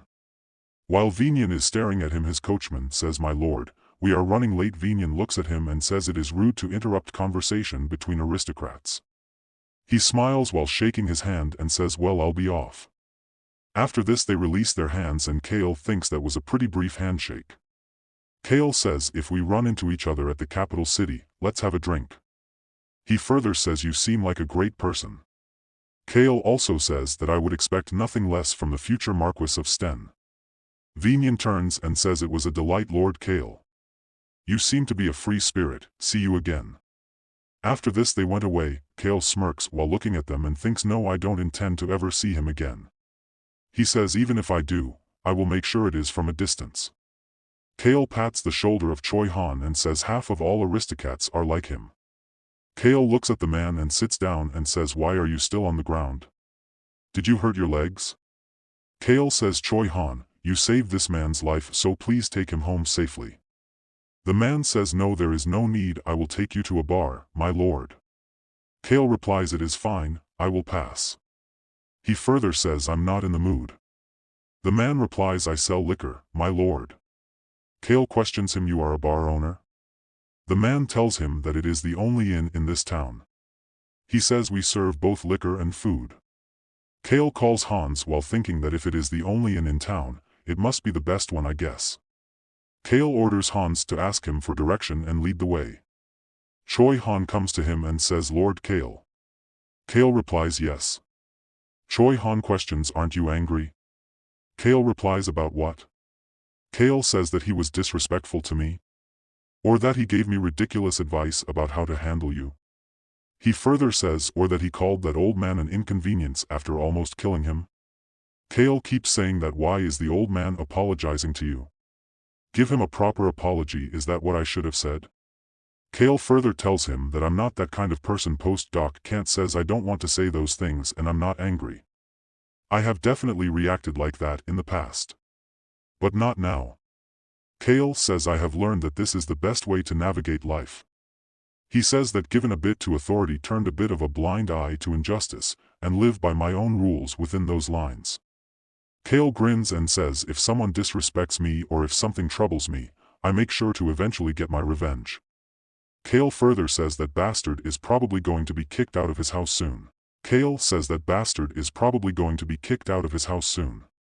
Choi Han says, "I beg your pardon." Cale grins and says, "Because I'm going to steal his dragon." Meanwhile they reach the inn and the old man says, "This is our finest room, my lord." They enters the room and Cale says, "Not bad." The old man says, "We have never had an aristocrat stay with us, I hope you can forgive our humble offerings." The old man is too nervous and anxious. While looking at him, Cale thinks, although there is nothing wrong with being polite, I get uncomfortable when someone is too polite. Cale pats his shoulder and says, "Hey old man, I don't like it when people abuse themselves in front of me." He says travelers stay here on their way to and from Anitos, it is a perfectly fine establishment. The man says, "My lord, are the people of Henituse as kind as you?" Cale smiles and says, "Don't be ridiculous, I am the biggest Lout in the county." Cale turns and says, "Most people have a better personality than me." Cale says, "Now get back to your work." The man bows and went away. Cale thinks that, "Bow, did he not understand what I just said?" Suddenly someone knocked at the door. Cale, while taking off his coat, says, "Come in." Hans come in and says, "My lord, this is all you wanted, right?" Cale replies, "Yes, give it to me." Hans extends the box towards him and is staring at it. Cale thinks that it looks like he really wants to know what is inside. Cale says a butler should not let his emotions show. He replies, "Actually, a butler should be completely transparent with his master." Cale says, "You're a funny guy, aren't you?" He replies, "I am, my lord." Cale says, "Get out." He replies, "Yes sir." Before leaving he questions, "Will we be staying here for about 3 days, my lord?" Cale replies, "Yes, I will leave it to you to handle everything." He says, "Understood." Cale taps the box while thinking, other than Ron, Hans is the most comfortable with me. He says he's afraid of me, but he doesn't let that bother him, he has got a lot of guts. The girl kitten questions what is inside that box. The boy kitten says, "I want to know." Cale opens the box and says, "This will save a poor beast, mess with a rude man, and help protect me." Cale remembers the time when he was in the library with Billos. Billos questions, "My lord, what do you need this for?" Cale replies, "I don't have to explain myself to you." Billos replies, "I see, but if you are looking to purchase the whole batch it will cost you quite a fortune." Cale replies, "Can I rent them?" Billos laughs and says, "Of course you can, since you are a special customer." Billos further says, "Because they can't be rented out to civilians, I had to use my name to rent 2 of them, so please meet me at the capital city and return them to me in person." Cale replies, "Sure, I will do that." Now Cale is having a ball-like thing in his hand. The girl kitten questions, "What is it?" Cale lifts it and says it is a mana orbit confusion apparatus. He further says it cost me millions of galleons. The kitten flinch and says, "Wow." Cale tells them, "I spent 20 million just to rent them." He further says that with this device I can disable all the video saving apparatuses of one mountain. But I have to install this a day before and wait, and once activated, the device will only work for 40 minutes. While looking at it, Cale smiles and thinks it is an awfully expensive little ball, but I like that it won't break easily. He rolls the ball on the floor and the kitten, "That's it." Cale stands and questions, "Can you read a map?" The girl kitten replies, "Of course we can, we were the heirs of the Mist Cat tribe." The boy kitten says yes, she is right. Cale unfurls the map and says this is where we are right now. He questions, do you see this mountain? Before this is, if you go to the east of it you will see a house, but don't go near it, make sure to stay out of sight. Cale further says that anyway, behind the house is a cave and we are going to break a mistreated kid, get out of there. The boy kitten questions, a kid? Cale replies, yep, he is younger than you. The boy kitten questions, he is younger than me? Cale replies, yes, he is 4 years old. The girl kitten raises his hand and questions, so we are going to save his life? Cale replies, no, we are just going to get him out. He ties the ball in a little bag and says, so go there in your cat form and bury this ball in the mountain. He ties the ball in the girl kitten's neck. She questions, where should we bury it? Cale glances out of the window and says, anywhere will do. The girl kitten questions, anywhere? He replies, yes. The boy kitten says, sounds like a piece of cake. The girl kitten replies, yeah, I mean we even managed to run away from our elders. Cale nods his head and says, I'm sure it will be easy, I wouldn't be asking if I didn't think you could do it. Cale opens the window and say, when you come back I will give you steak as much as you want. The kittens hop out of window and start running. Cale smiles. Cale and Choi Han are sitting on a table and having meal. Cale takes a sip and thinks, this lemonade is growing on me. Choi Han questions, is something wrong, my lord? Cale, while putting the cup on the table, says, have you ever seen a dragon? Choi Han questions, a dragon? Cale replies, yes. Choi Han says, I have seen something similar. Cale replies, does the weird monsters in the dark forest look like dragons? What did you think? Choi Han replies, it was a monster. Cale question, in what way? Choi Han replies, in its appearance and behavior. Cale again questions, is that so? He further says that then you have never seen anything close to a dragon. Choi Han says, I'm sorry. Cale explains, dragons are like people. Dragons, beastmen, dwarfs, elves all feel things like we do and have their own lives. He keeps speaking and says, but what if a being like that has been trapped in darkness since its birth? What if it's never seen the sun? What if a small flicker of light is all it has? He keeps questioning and says, can you imagine living like that? While tapping the table with his finger, Cale keeps speaking and says it is forced to become something that is incapable of rational thinking and endure loneliness without being able to depend on family or friends. Choi Han seems to be in great anger. While Cale keeps on speaking and says it is barely able to sustain its existence after being tortured and abused every day. Choi Han is silent while Cale thinks, that is what I thought. Of course he is furious, he's got a big heart. While lifting the cup, Cale further says, and that poor beast is somewhere nearby. Looking at Choi Han, Cale thinks that did the story of the abused dragon tip him over the edge? Choi Han gives a serious glance and questions, are you going to rescue it, my lord? Cale replies, are you insane? Why would I do that? While sliding the cup, Cale says that it was abused by humans, there is no way in hell it will come along with me. He further says that I'm sure it is full of distress and anger. Cale explains that besides, I heard that dragons think they are superior to other beings and that they are born arrogant. Cale further tells him that most importantly, if I raise the dragon I have a feeling that I'm going to get mixed up in something complicated. Cale further says that there are only about 20 dragons in total in both the eastern and western continents. So if I were to take one, I would be telling everyone that I intend to stir up trouble. Choi Han questions, what then? Cale replies, what do you mean? He says, isn't it obvious? Cale says the dragon must be free to live its own life. Choi Han says, so should I go save the dragon, my lord? Cale stands and says, yes, you should go help. Choi Han twinkles and says, I'm ready, I am ready to do anything you ask, my lord. Cale smiles and says, take it down a notch, I don't want to kill anyone if I can help it. He further says that let's just take care of this quietly. Choi Han says, hence I knew you were different. Cale ignores his words and says, tell Ron to set a table for me on the first floor. Cale is drinking while Choi and Hans are setting. Choi Han stares at him and whispers, shouldn't we stop him? He has had a lot to drink. Hans replies, nope, he is not holding anything. He laughs and says he promised not to throw any bottles, which means we are safe. Cale steps to the old man and says, Have, you have some good stuff here. He says that it is better than I expected. The man replies it is a local drink made with fruits and herbs from the mountains, my lord. He says that is why it is a little expensive. Cale, while lifting the bottle, says, do you have more? He replies, yes, we have many more bottles. Cale orders him then serve it to all my fine attendants. The coachman says, my lord, you don't need to. Cale lifts him and says, just drink up, I want to buy you guys a drink. Cale waves at Choi Han and calls him. He says that I don't think anything dangerous is gonna happen here. He further says that I feel bad for the guards on duty, but everyone else should take a day off when they can. Cale is wobbling and says, I'm tired, let's go. Cale and Choi Han are stepping up the stairs. Cale looks at Ron and thinks this old man probably doesn't care what I do, but he won't like getting mixed up in this, so I should tell him. Cale says, Ron, I'm going to go out for a bit. He further says, don't tell anyone, okay? Ron grins and says, all right, my lord. He says, I will be waiting. Cale replies, don't wait up.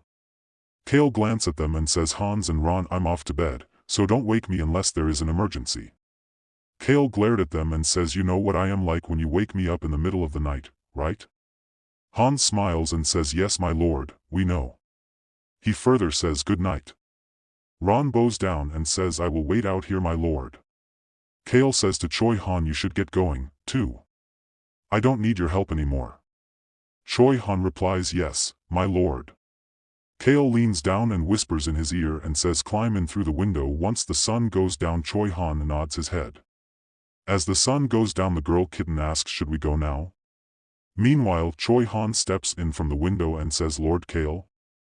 Choi Han hops in the room and says, Lord Cale. Cale tosses something towards him and says, put this on. Choi Han catches it and questions, what is this? Cale replies, what does it look like? It is the mysterious organization's uniform. The design and seal were described in detail in The Birth of a Hero. He thinks in his mind that probably because the organization ran into so much trouble with Choi Han. I made this uniform based on that description.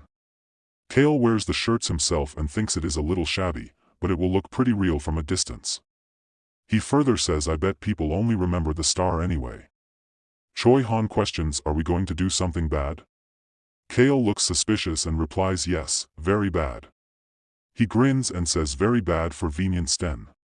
Choi Han replies, then I will also need a mask, my lord.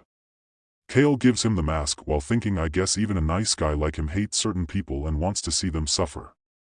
He further thinks that this is a guy who lived alone for decades and only recently joined society. He is just shy of turning 18 years old. The cat starts meowing. Cale tells him that these cats are from the cat tribe, they are anthropomorphic beasts. Choi Han bows down towards them. Cale tells them, hey guys, this is Choi Han. He further says, here we have On and Hong.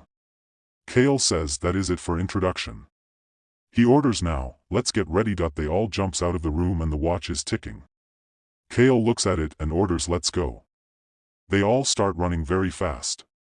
While Cale is saying that the alarm of a top-class magic device is going off, which means the voice changer is working properly and the hidden ball is doing its job too. At the same time, there are voices of some people coming. Cale says maybe not all of them are top class, though I don't hear too many of them fully. Choi Han hits one of them and he falls down. The other man, while fighting with Choi Han, questions, who are you? How dare you come here? Both of them are fighting with their swords and Choi Han makes the other man fall down on the ground too. Then suddenly there are more people and they says, what is going on? Cale says, fog. And the girl kitten leaves and suddenly there is fog everywhere. The man on the other side questions, what the hell, where is this fog coming from? They saw Cale standing in front of them. Cale glances at them and says, protect. Choi Han stands in front of Cale for protection. The leader from the other side shouts, stop them. The man seems confused and says he just disarmed 2 men, is he a swordmaster? Choi Han knocks them all in one swing. Cale looks at him and thinks he knocked them out with a single swing. The man runs towards Choi Han saying, who the hell are you guys? Choi Han gives him a stroke from his sword and says, quiet. Cale says, I will leave you to it. While fighting to those people, Choi Han says, no one shall pass this point. Venian looks at the crystal and questions, why isn't this stupid crystal working? He feels someone standing behind him. he gasps and turns. He starts taking steps and starts trembling. He says, "Who are you? Stay back." He also says, "You have no idea what is in here." Cale thinks, "Yes, I'm sure you're scared." He further says that the book said that Vinian strapped a self-destruct bomb on the torturer in case of a break-in. Cale raises his hands and thinks that if the bomb goes off, I'll get caught in the blast, too. Vinian pants and says, "Go away." He can't breathe properly, he just got to says poison. And he fell down on the ground. Cale steps towards him and see the key. He grabs it and lifts it thinking this must be the key. The kittens come and Cale says, "Well done." Cale steps in and he sees the dragon. He says, "There it is." Cale looks at the dragon who is lying on the floor with closed eyes. Cale thinks this place reeks of blood. He opens the door and says, "Hey." There is silence. Cale slips down his mask and says, "Let's get you out of here." The dragon opens his eyes. Cale looks at him and thinks, "I like that look." The kittens are with Vinian and the boy kitten touches his hand and says, "It's about time." The girl kitten repeats his word. And suddenly Cale comes out taking the dragon in his arms. He puts him on the floor, politely. Girl kittens looks and says it must hurt a lot. The boy kitten looks dragon and calls him poor thing, it must hurt. Cale says, I know. Just stay put." He stares the dragon and thinks I was going to use the healing potion that I brought anyway. While looking at dragon's collar he thinks that but I need to get that mana control collar off of him first. Otherwise the potion won't take full effect. Cale starts walking and bumps into Vinian. He says he is still in the way. The dragon seems a little angry. Cale taps the wall while thinking that the escape route that Vinian made must be here somewhere. He keeps thinking that according to the book, Vinian had a clapping fear of intruders, so he created a way out of this palace. He slides his hand on the wall and thinks it's a secret passageway that even his torturers don't know about. He says a particularly flat section of the wall is where the exit is located. Cale is standing in front of the wall and says, "Here it is." He says that the book said we can get out by applying the right amount of pressure. Cale hears sound of footsteps. He turns and Choi Han is coming. Cale questions, "Did you get everything done?" He replies, "Yes, my lord." Choi Han looks at the dragon and Vinian. Choi Han slips down his mask and says, "I did everything you asked me to." He says that I let the menial laborers away and left the fighters immobilized. Cale says, "Good job." Cale, while knocking at a spot, orders Choi Han to punch this spot. He questions, "I'm sorry, should I use full force?" Cale, while thinking in mind that would make the whole Dave collapse, says, "No, don't go overboard." He further says, "Imagine punching a 10 centimeters hole into the wall." Choi replies, "So I should hit lightly?" Cale replies, "Yes, lightly." Cale shifts from there and thinks, "I can't even punch this wall without hurting myself." Choi Han throws a punch on the wall and it breaks. The kitten seems amazed and says, "Wow." Cale picks the dragon while ignoring everything else. Choi Han picks a stick with fire to see. The kittens hops on him. Cale orders, "Let's go." Choi Han replies, "Yes, my lord." They comes out of that place safely. Cale is holding the dragon. The dragon glimpses at Cale. Cale puts it down and says, "Stop staring me, I'm helping you." While looking at him, Cale thinks, what a stubborn little thing. He also thinks that Vinian probably tortured him for 4 whole years. He says, "I personally like this dragon. Kim Roksu was an orphan who eventually gave in, but this guy is different." The dragon peeks at him. Cale, while picking a cutter, says, "Hey," and steps towards the dragon. He grabs the collar and cuts it. The dragon squeezes his eyes and then opens it. The collar and dragon are on the ground. The dragon glances at Cale. Cale questions him, "What are you looking at?" Cale gives Choi Han gloves, saying, "Use these to pick up the collar, it might shock you." Choi Han takes the gloves and wear them. The dragon is looking at them. Cale takes out the bottle and open it. Cale sits down and says, "Do you know how much money I've spent on you?" The dragon hesitates. Cale grabs his face and make him drink that. The dragon remembers the time when he used to be injected by Vinian. Cale says, "I hope you get better soon, you stubborn little thing." The dragon gulps all the potion. After that there is a glow, shine, and his wounds gets clear. The dragon stare at Cale. Cale questions him, what do you want to do now? Cale says that you're a smart, arrogant dragon. He tells that I know you can speak the human language, so answer me. He questions again, what will you do once you're free? The dragon replies, I will live. He says that I'll be free, I don't want to be tamed. Cale replies, then do that, dragons should be free. Cale says, I'm not going to raise you. The dragon gets jolted and says, liar. He says that humans always lie. Cale replies, true, I'm definitely a good liar. Cale stands and says, but you should live the life you want. He grins while looking at the dragon and says, be free. After saying this they all starts moving towards the inn. While walking, Cale thinks that I think I've done everything I wanted to do. He thinks that I messed with Vinian and saved the town from a mad dragon. Cale says let's go while Choi Han glimpses at the dragon. Cale thinks that, and through this experience, Choi Han learned what it meant to be free. He keeps walking and says, most importantly, I don't have to be responsible for a dragon. The dragon standing there watches them and says, I hate human. He looks at the bottle and says humans are bad. While they are walking, Hong says, Own, I think he's gonna follow us. Own replies, yeah, I think so too. They says, then are we gonna get a little brother? Cale laughs at them and says, what are you saying? He further says that dragons are independent beings and don't like to be owned. He further tells that one in particular probably has a deep hatred for humans because he was tortured. The kitten sighs and says, it seems we won't be getting a little brother. The moon is shining bright. Cale orders the kittens and says, go retrieve the ball you buried yesterday. Cale pats Choi Han's shoulder and says, you did a good job. He looks at him and thinks Choi Han saved something for the first time today. He thinks that although he fought a group of bandits the other day, that was more to protect someone rather than save them. Choi Han, while looking at Cale, remains silent. Cale releases his shoulder while thinking that I guess the story changed a little, since he ended up saving the dragon instead of the town. Choi Han says, Lord Cale. Cale smiles and questions, yes. Choi Han questions, what will you do if the dragon chooses to follow you? Cale gets chills and replies he wouldn't do that. Choi replies, but if he does, what then? Cale thinks, what if he follows me? He turns while saying, I don't worry about things that haven't happened yet or things that have already happened. Choi Han, while seeing him walking alone, says, don't go off alone, my lord. It's dangerous. Cale glances at him and keep moving and says, no way. They reach the inn.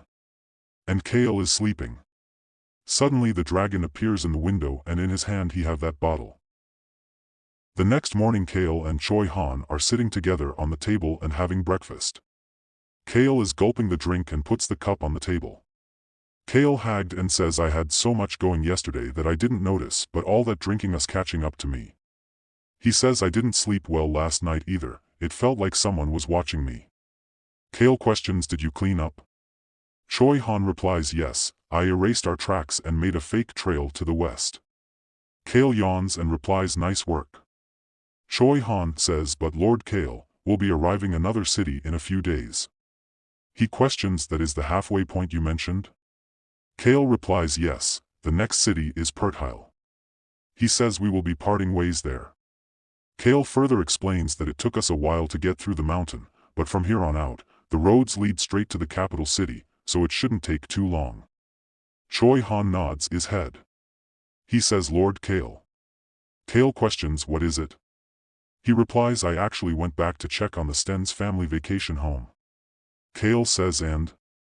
Choi Han further replies saying the place was a mess, many knights and guards were leaving their posts. Cale gets annoyed and says they were probably on their way to report their superiors. Choi Han says, but also. Cale ordered him to get to the point. He tells that the secret passageway we had taken was completely demolished. The kittens gasps and Choi Han further tells that the trees, grass, soil, everything around it was in ruins. Cale replies, must have been the dragon. He stands and says at least he hasn't murdered anyone there yet. He further says he's probably holding back because he's young and scared. Cale grins and thinks I'm sure he tore down the escape route to block anyone from coming out and destroyed the surrounding area to dismantle all the magic apparatuses. Cale says that dragons are sensitive to mana. After all, he's pretty smart for a 4-year-old. Choi Han gets amazed and says I was aware that mana was powerful, but... While he is speaking, Cale interrupts and says do not underestimate dragons. He waves his hand and says anyway, that will be all for now, you may go. Choi Han replies yes, my lord. As he stands up to go, Cale questions, are you going to sleep until we have to leave? Choi Han turns and says no, I have to go help Vic Ross. Cale says it looks like you guys have become close. Choi scowls and says no, we are not close, my lord. Cale replies I see. He thinks that I've never seen that look on his face. Choi Han bows. Cale says on your way out, tell Hans to fix me a drink. Choi Han halts and says pardon. Cale glances at the clock and says haven't you heard of drinking to get over a hangover? Choi Han is walking down the stairs and he suddenly stops. Cale looks at him and says why is he just standing there? Two knights are standing and talking to each other. Cale looks at them and thinks is that one the knights he knocked out yesterday? Cale bumps in his leg and questions what are you afraid of? Choi Han replies I should have made sure they were totally incapacitated for at least a day. He says I didn't expect them to recover so soon. Choi says it seems I underestimate their strength. He clenches his fist and says I will use greater force from now on. Cale sneaks out while thinking that's Choi Han, the main character of the story, who's willing to destroy everything in his path to obtain justice. Cale is sitting on the table. The old man steps having a bottle in his hand and says my lord, I've bought the same bottle from last night. Cale says hey, old man every time I see you, I think. The old twitches and says yes. Cale smirks and, he's a hell of a businessman. Cale says I am saying this as a compliment. He further says you have brought the perfect drink to cure my hangover. As he takes the bottle a man says we arrived yesterday and decided to have a few drinks after all the traveling.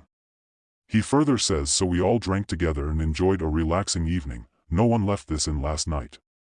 Cale is looking at him silently. The man says I don't understand why people working for Marquis Stench want to know this information. The Marquis Sten Knight replies the Marques's vacation home was robbed, a few items were taken. He says so we are checking to see if something similar happened here. Cale swings the bottle and start drinking and thinks I guess a dragon thief is technically a thief, too. He slams the bottle on the table and shouts what are you looking at? The man tells the knight that Lord Cale can't start the day without drink, that's why he is drinking. He further tells that it's the dog hair, he is great man who knows how to take care of a hangover. The knight replies oh how interesting. Man questions was that supposed to be a compliment? He says well, then I wish you all a safe journey. They starts moving away. Cale sighs while looking at them and thinks I think we are in clear. While looking at the bottle he thinks that now that they've seen the famous Lout with their own two eyes, they'll never suspect me. He keeps that I mean, who would take me seriously? I'm an aristocrat who's drinking his way to the capital. Cale further thinks that even if Vinian finds out, he'll never know that I was a thief since he won't be able to link me to the secret organization with stars. Cale closes his eyes and calls Ron. Ron comes and says yes, my lord. Cale replies bring me some honey lemon tea. He says I think it will help my hangover. Ron replies sure thing. Cale while drinking it says he won't be able to pin down the culprit no matter how closely he follows the tracks that were left behind. He smiles and remembers Vinian face and says I bet he's fuming right now. Although Taylor Sten was the eldest son of the Sten family and its only sensible member, he was ghost aside when his younger brother, Vinian, caused him to become paralyzed from the waist down. So he set out on a search for a power that could cure his condition. There was no mention of it anywhere. That didn't mean all was lost for him, though a book that he came across in a shop for antique books gave him some clues: regeneration and stone tower. Although he was only able to understand 2 words out of the whole book, he headed in the direction that the words seemed to be pointing to. The carriage is moving. The kitten questions no in tonight? Cale replies no, from now on, we are going to be sleeping in tents from time to time. While looking out of the window he thinks in order to stay in Perthel for a long time, we will have to stick to a tight schedule. He says there is a reason why I must go there. He remembers his shield and says the city is home to another ancient power like my unbreakable shield. The energy of the heart. He further says about that the power that Taylor is looking for is in Perthel. Cale says if I can obtain that ability, my shield will become stronger. He also thinks that I feel bad for taking away Taylor's last hope, but I will have more use for it in the capital. He closes his eyes and further thinks Taylor probably thinks it is a power that specifically helps with regeneration and life, but what he doesn't know is that it won't have any effect on his already crippled body. Cale further says that if I let the original story play out, Taylor will gain the power and then fall into despair when he realizes that it doesn't work. Cale says the heart-earned ancient power will not be able to save his life from Venian. The girl kitten says Hans just told us that if you make a wish at a stone tower, it will come true. The boy kitten also says he also said the stone towers are pretty. They both twinkles and the girl kitten says you don't have to go if you don't want to, but we would like to make a visit. The boy kitten says we don't want to cause too much trouble, but we want to go with you. Cale questions what are you going to wish for? They reply for a little brother to come along with. While they were saying, Cale interrupts them and says denied. The carriage stops and Hans tells Cale I guess we will be camping tonight. Cale comes out of the carriage and says I am tired. The next morning there is a sheep lying on the ground looking at that. Cale questions what is this question. Hans replies I think someone left it here for us, my lord. There is a specific sign and Cale looks at it and says it looks like a message left by someone who knows how to speak, but not write. He further thinks that I have a bad feeling about this. Choi Han seems pleased. Cale looks at him and thinks it must have been someone that Choi Han, who was on night watch duty yesterday, chose to ignore on purpose. Cale thinks that I guess it was the dragon. Cale turns while thinking I'm just going to pretend like I don't know anything. But the same thing happened again at their next camping site. Cale looks at it and thinks I thought he would give up if I ignored his message. And the one after that, the same thing happens with 2 rabbits. And again at the next camping site same happens. The same thing happened again and again. Cale is sitting in the carriage and thinks that dragon is relentless. He further thinks that he wouldn't follow us into the city, would he? Choi Han says isn't it cute? He is like a little kid, my lord. Cale thinks that kid is capable of blowing up a mountain. Are you still gonna think he's cute then? Cale takes a deep breath while thinking I thought he hated humans. I wanted him to grow his powers and put an end to the Sten family. Cale looks outside of the window and is thinking that would certainly bring more peace to the county of Henituse. Both the kittens look outside of the window and are amazed. The boy kitten says every house has a pile of stones. The girl kitten says amazing. Cale replies yes, it is the city of stone towers. They come out of the carriage. Hans comes to Cale and Cale questions are we staying here? Hans replies yes, it is not yet time for the Stone Tower Festival so the rooms were inexpensive. Cale says it is strange they have that festival when the city doesn't even have an abundant supply of stones. They start moving while Hans says I know the reason why, my lord. He further says there is this sad but didactic story that has been passed down through the generations. Cale replies if it is long, don't bother. Hans didn't stop and keeps talking. He says this legend dates back to. While Hans is speaking, Cale interrupts and says are you listening to me? Hans points his finger and says the ancient times. Cale stands and while picking the glass he questions the ancient times. Hans replies yes my lord. Cale says all right, go on. Hans starts saying that long ago, this city was abandoned by the gods. Cale thinks the city of Perthel was abandoned by the gods. Cale thinks I have never heard this story before. Hans says the city was abandoned by the gods. Cale replies this is the first time I'm hearing about this. Hans say well, it is because you never studied history, my lord. Cale replies you sure seem to have an answer to anything. Cale points a finger towards him and says you are treading on thin ice okay? Hans laugh and say it is the job of a butler to inform his master of anything he doesn't know. Hans further says anyway, nobody knows why the city was cast aside. He further tells that but apparently, groups of people began to stack stones as a form of worship.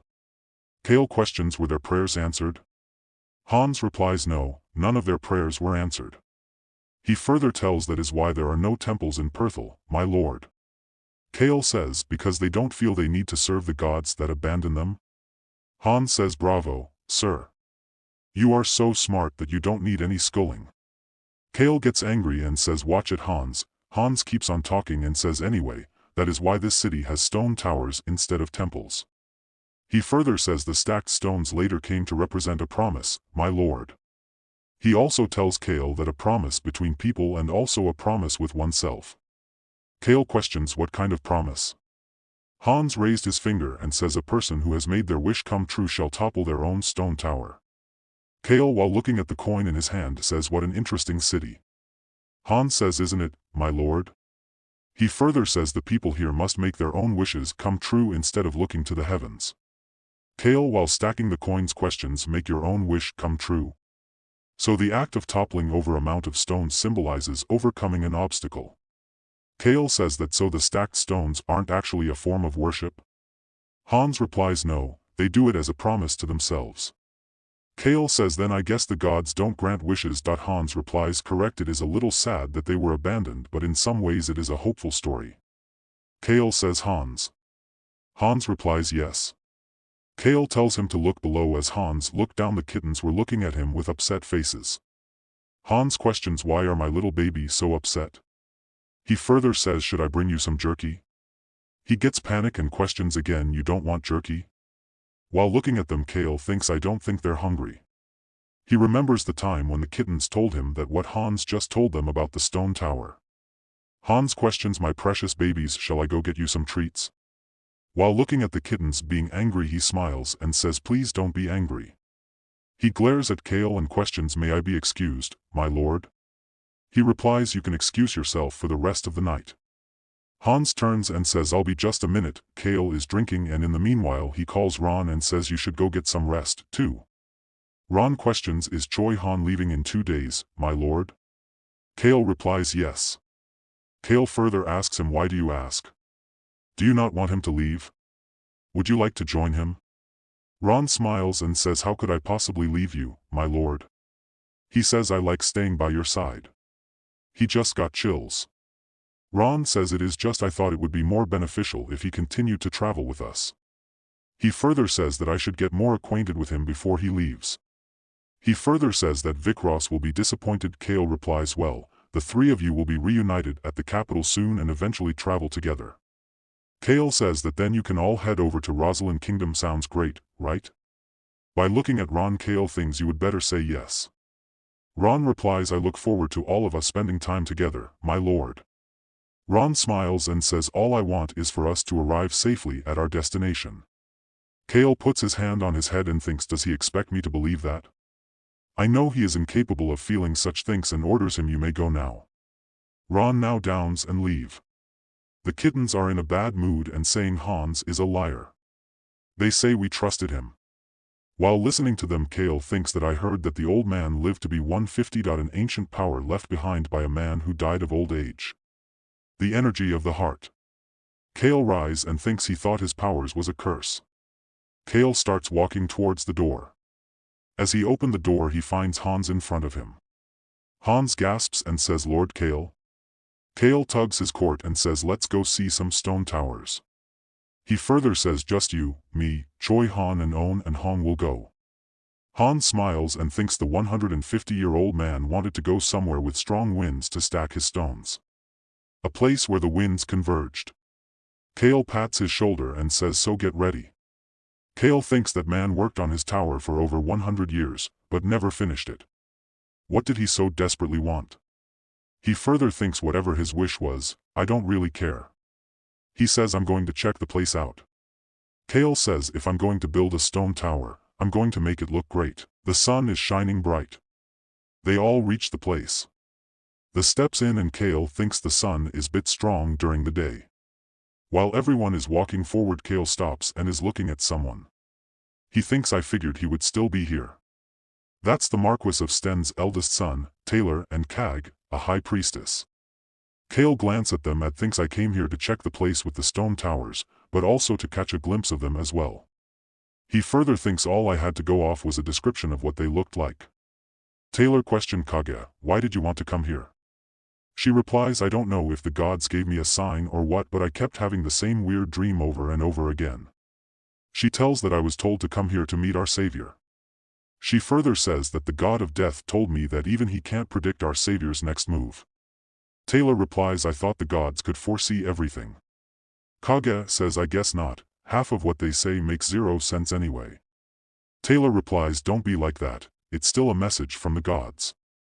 He further says also, no one's supposed to know that you can hear voices. Kage says who cares? There are no priests in Perthel. She also says, and a message from the gods? Please. She questions, do they put food on my table? She replies herself saying no. She further questions, do you seriously believe that a savior will magically appear before people like us? Taylor sighs and says, Kage, I'm hungry, let's go. Taylor says, I'm craving beer right now. She replies, I'm craving some smoked pork. And they starts laughing. Taylor points a spot and says, sounds like the perfect combination. He says, let's go. My treat. Kage replies, all right. I'll take you there right away. And they starts moving. Cale looks at them going and thinks, now I know their faces. He further thinks, and since they don't know me, all I have to do is avoid them. Hans comes and says, my lord. He whispers and says, I just saw the Marquis of Sten's eldest son. Cale turns to him and says, how did you know it was him? Hans taps his head and says, I have every aristocratic family memorized in my head, my lord. He further says that the man was in a wheelchair that had the symbol of the Sten household, a red snake. Cale says that, Hans, you really don't look it, but you're actually very competent. Hans says, you're too kind, what will you do next? Cale says, ignore them. Cale looks at the stacked stones and thinks, is this it? It doesn't look special at all. He further thinks that I wasn't expecting anything aesthetic, but there's really nothing notable about this place. The girl kitten says, I'm kinda disappointed. The boy kitten says they're not pretty. Choi Han steps forward. Cale, while looking at him, thinks that is he going to make a wish? Choi sits on the floor. Cale thinks that I bet he wants to return to his hometown. He further thinks that Choi Han is different from me, Kim Roksu. He further thinks that he grew up in a happy family surrounded by positive influences. He says that's how he could survive such a terrible event and retain his goodness. Choi Han turns to him and says, Lord Cale. Cale replies, yes. Choi Han says, I have a question for you and also something to tell you. Cale looks at him and thinks, why am I getting a bad feeling about this? Cale says, all right, ask me the question first. Cale questions, aren't you going to make a wish? Cale thinks, I don't expect that. Cale replies, I don't make wishes. Choi says, why not? Cale replies, because they get your hopes up. Cale further explains that it's better not to have any expectations. He says, if you gamble and win, you're happy to get 50 coins for 10. He further says, but if you wanted 50 and you only get 10, you'll feel disappointed and annoyed. Hans pats Cale's shoulder and says, you're right, my lord. He says this world is devoid of hopes or dreams. Cale says, just go look around the place. He replies, yes sir. He go away taking the kittens with him. Cale shakes his head. Choi Han says, and now, my report. He says the dragon followed us into the palace, my lord. Cale replies, just ignore it. Choi says, okay. Cale shifts and glances at the place while thinking that did that dragon really follow us all the way here? He turns and says, let's go, and they starts moving from the place. There is a footprint on the sand. And the dragon is there. The next day Cale decides to visit the grave of the man who lived to be 150. Cale says, I will only be taking Choi Han with me. While looking at all of them, he thinks since he is the most skilled fighter, no one else will feel the need to come along. He further thinks I should really go alone, but I know they won't let me. The knight turns and says, all right, my lord. Hans also turns and runs while saying, then I'll go take care of the lovely kittens. Cale, while looking at him, thinks it is like he was waiting for this. Cale and Choi Han are walking. Choi Han says, Lord Cale, what are you up to this time? Cale turns and replies, this time? You make it sound like I'm up to no good every day. Cale points at a spot and says, anyway, I have some business to take care of up in that mountain. He further says, all you have to do is wait for me at the entrance. Choi Han replies, understood, my lord. Cale starts moving and he thinks I feel comfortable bringing him along because he doesn't ask a lot of questions. Suddenly Choi Han says, Lord Cale. Cale replies, yes. Choi Han says, I will be leaving tomorrow. Cale replies, yes, I know, I'm the one who gave you the orders. Choi Han replies, I have given this a lot of thought, and I have decided to tell you the truth. Cale, while looking at him, thinks, I guess this is what he really wanted to talk to me about, not the dragon. Cale says, all right, what is it? Choi Han says, Ron is a dangerous man. Cale startled at him and thinks I didn't expect him to cut right to the chase. He further thinks, should I play dumb or act like I already knew? Cale replies, is that so? Choi Han shouts and say, why aren't you surprised? He further says he reeks of blood, my lord. He keeps on saying that he is very powerful and has a lot of blood on his hands. He further says, at first, I thought you were keeping him around despite knowing all this. Cale keeps quiet while thinking, if I had known, would have taken Ron with me to rescue the dragon, but I didn't. He further thinks that means I either didn't know about him or didn't trust him. He thinks that, but why would I have kept him by my side for 18 years if I didn't trust him? While saying all this, he thinks, which led Choi Han to come to the following conclusion: Lord Cale doesn't know the truth about Ron. Choi Han says, but it seemed like no one knew about it. He further says, that's why I felt the need to tell you, my lord. Cale shrugs and replies, I had no idea Ron was such a powerful person. Choi Han replies, he possesses a shadowy strength, my lord. Are you going to keep him around? Cale thinks, of course not, I'm gonna send him off with you as soon as we get to the capital. Cale further says to me, you guys are the same. Choi Han says, I am sorry. Cale tilts his neck and says, so you said he's a dangerous man. So why did you leave him be? Choi Han says, because, and he can't answer the. Cale says, that is right, because he didn't do anything to you. Cale lifts his neck and says, whatever the case may be, Ron has been my attendant for the past 18 years. Cale tells Choi Han that even when he walked proudly next to the authoritative vice captain or when he did Han's job for him, neither of them got mad at Ron. The end of the day, he is added dictated servant of the Hannity family who carries out all his duties. Cale questions, do you hate him? Choi Han replies, no, my lord. Cale again questions, then what is it? Choi Han says, I just thought you should know that he is a dangerous man. Cale replies, both you and Ron are the same to me. Cale further says that by your logic you also pose a threat to me since you are a powerful warrior. When Cale and Choi Han are having this conversation, Ron is keeping an eye on them from a tree. Cale says, so I don't see much of a difference between you two. Cale further says, when he is my attendant, Ron is simply an attendant. Cale says, just like you are Choi Han, the guy who needs to repay me. While questioning, is that all? Cale thinks it's almost time, I should hurry. Cale turns and says, I'm gonna get going, don't follow me. As Cale moves from the place, Ron jumps down the tree and says, do you hear that? Ron smirks and says, I have raised that boy since he was a baby. Choi Han blocks his way, saying Lord Cale doesn't want anyone to follow him. Ron replies, I know, you rascal. While looking Cale going, Ron thinks they say people become more fickle with age. I came to check on him, since he left the kittens and only took Choi Han, but I should not have bothered. Cale reaches to the mountain and says, come on. Cale gets in the entrance. He pats and cleans his dress. As he enters, there is huge wind blowing there. Cale says, the wind. While looking at the place, Cale says, wow, this is much more intense than what I imagined. Moving in, Cale thinks the wind is strong enough to break down the walls. Would I be able to make these sounds if I obtained sound of the wind? Cale smiles and says Taylor would never have gotten his hands on this without Kage's help. While stepping in, Cale says, now it's a race against the clock. The dragon shouts and says, no, you'll get hurt. He climbs while saying, you're incredibly weak. Cale keeps moving, he suddenly turns. The dragon says, I was just passing by. While looking at it, Cale turns and thinks, so he followed me here, but I have no time to waste on that dragon. Cale further says the intensity of the wind here changes every 3 hours. This us when it's at its weakest.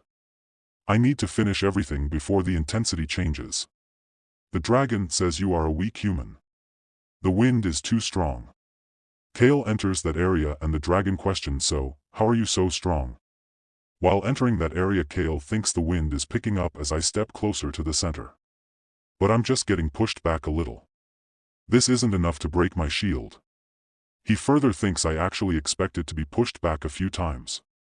I'm planning on reducing the size of the shield to lessen the resistance. He says, I'll be fine. Cale tries to get in. The power says I am full of regret. Cale gets a jolt. The power again says I am full of regret. Cale looks at it and thinks I knew I would hear a voice, just as the tree talked to me. The power again says I have so many regrets. Cale looks at it and thinks there is something weird about each of ancient powers. Why did Taylor think this power was serious? The power says the man who possesses a familiar power. I do not wish for you have this power.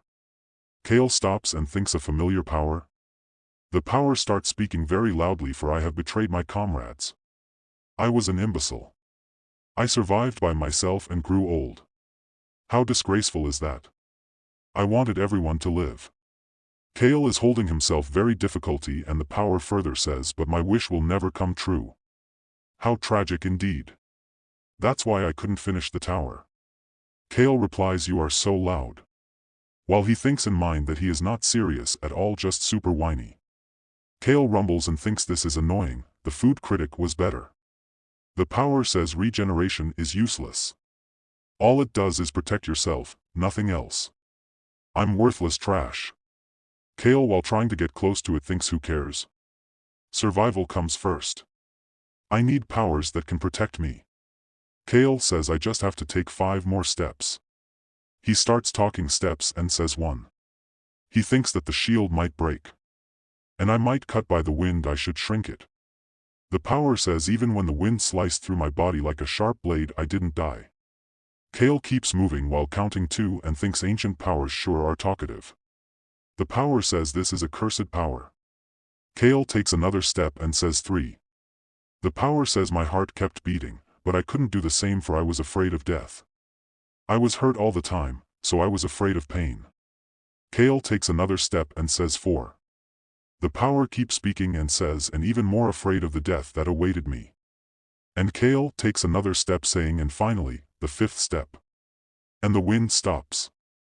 The power says I chose to throw away my beliefs in order to live. Cale says whatever, survival always comes first. He comes near to the stone tower and says it's so plain that there's no point in making it better.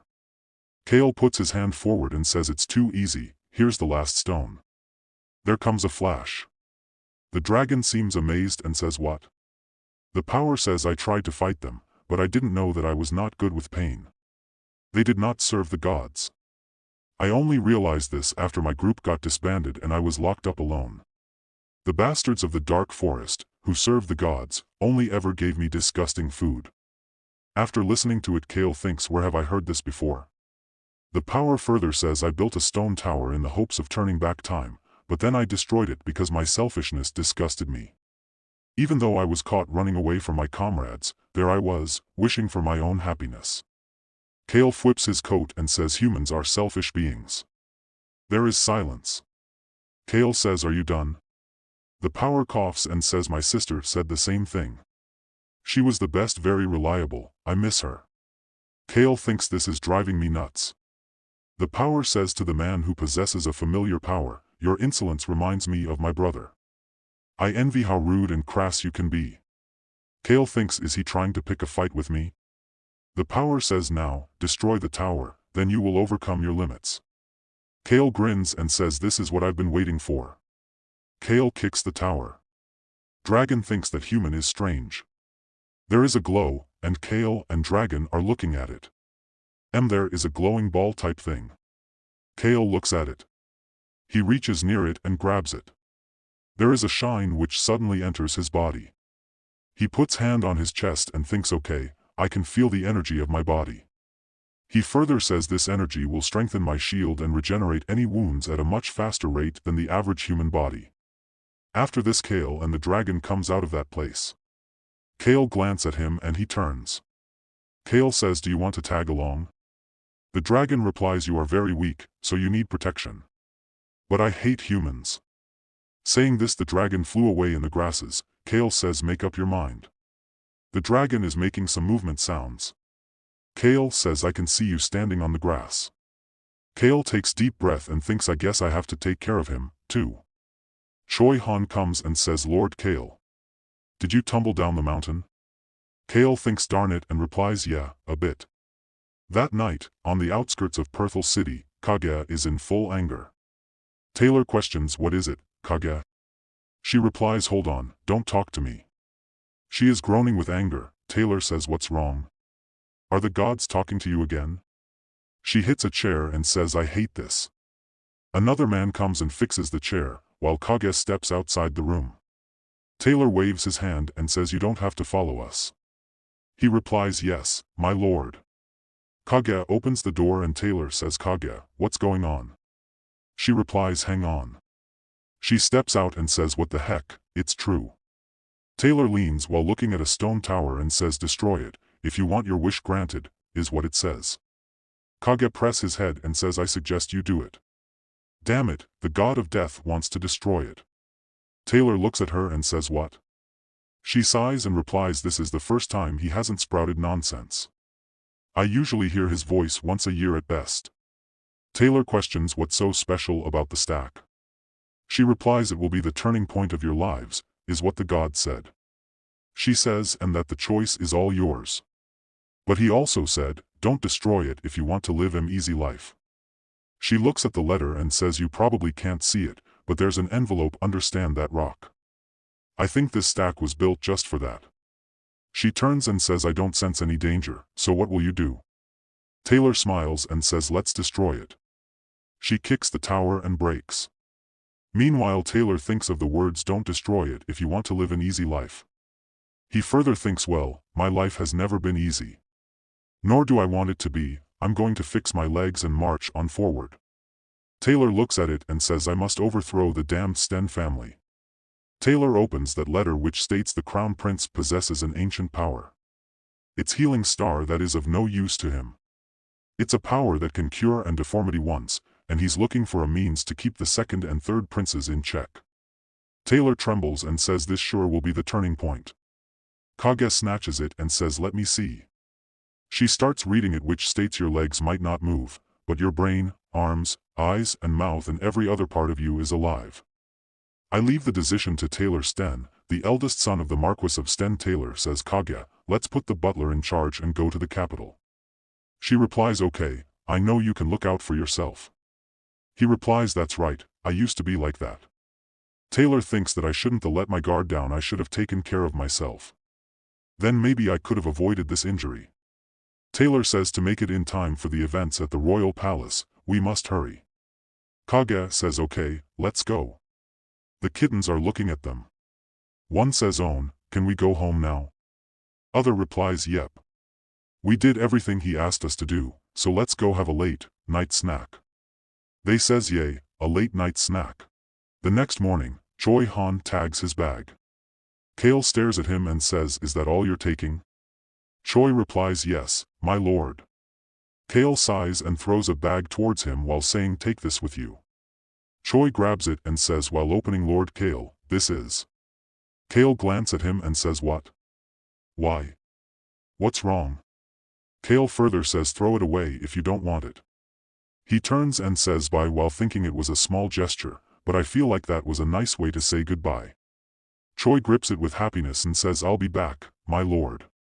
The knight says I'm the to train while you're away, so I'll be Lord Cale's guard when we get to the capital. Han says take care. Ron smiles and says have a safe trip. Vikros also says I'll have my knives sharpened. The kittens comes to Choi and Choi sits to say goodbye. The dragon is looking at him and swirls a blue light towards him. Choi while patting his bag thinks I've already received so much, but he keeps giving me more, should do my part to repay him. Choi says I'll see you in the capital. The day after Choi Han left, they all left Perthel and headed for the capital. Cale steps out of the carriage and Hans says the sun is setting, my lord. We should set up camp here. Cale replies okay. The kittens are whispering, looking at them. Cale says what is it? Cale smirks and questions what? Did you meet the dragon? Cale takes a deep breath and thinks now that I've said goodbye to Choi Han, I've got a dragon following around. It's what he wants, so I can't stop him now. There is a sudden sounds of horse and a carriage coming. The knight says I'll go take a look. The coachman of that carriage says do you mind if we set up camp next to you? The knight questions who are you? He replies I'm Tom, a knight working for the Sten family. After listening this Cale says damn it. I didn't pay attention to the carriage because it looked so plain. He further says I noticed the crest of the Henituse family, so I decided to ask. Taylor says I'm Taylor Sten. Cale seems unpleased and thinks after one left, 3 showed up. And not just any 3, one's a dumb dragon, one's a crazy priestess who wants to be excommunicated, and the other's last name is Sten. Cale takes a deep breath and comes to Taylor. Taylor says I know this is very sudden. We will leave if you're uncomfortable with the idea. Taylor says everyone in my life began to avoid me when I became paralyzed from the waist down. I was literally abandoned. Taylor thinks although the Henituse family is neutral, they might not want anything to do with me. Cale says why would you leave?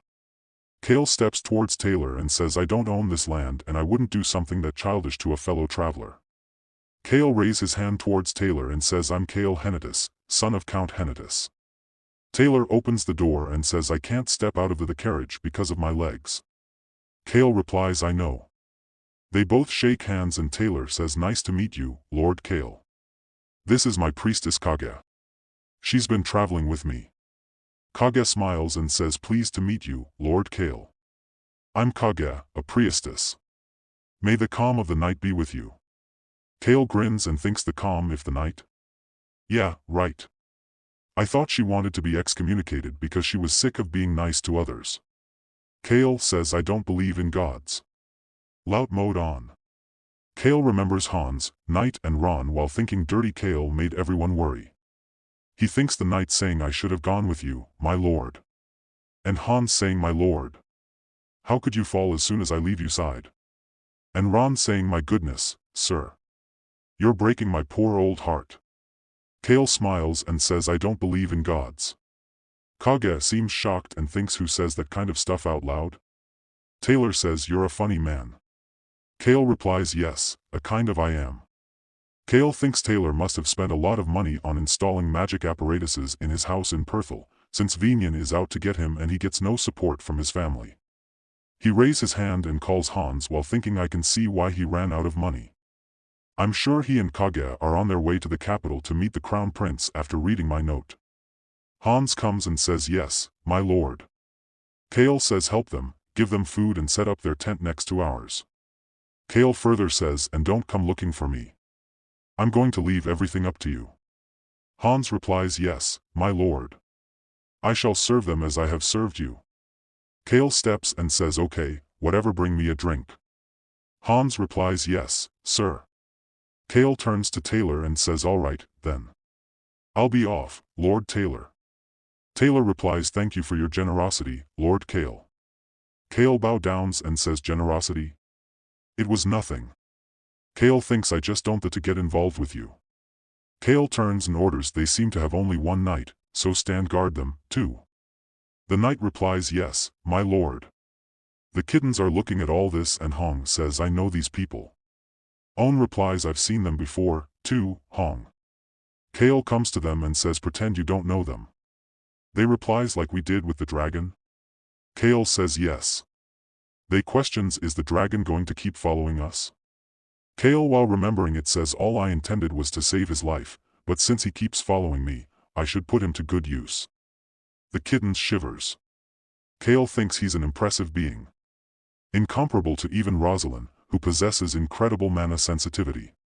Cale smiles and says he's going to have his work out for him. The next morning Cale wakes up and is yawning. Suddenly he hears some noise. He says what the? Hans comes and says Lord Cale, good morning. Cale questions him what's going on. Why is it so noisy? Hans points towards them and says well, I think Lord Taylor had a misunderstanding, my lord. Cale questions a misunderstanding? Cale steps towards them and says is something the matter? Taylor replies I'm sorry Lord Cale, it seems someone has tracked me down. This is the same sign which was left before many times by the dragon. Kage shouts we made sure to keep our trip a secret. Whoever did this must possess a power that even I can't detect. This is too much. Cale keeps quiet and thinks of course she doesn't have the power to detect a dragon. I get that they're startled by the boar though. Taylor says Lord Cale, this is meanwhile Cale calls Vic Ross. Vic Ross comes and says yes, my lord. Cale replies I think we should have steak for breakfast.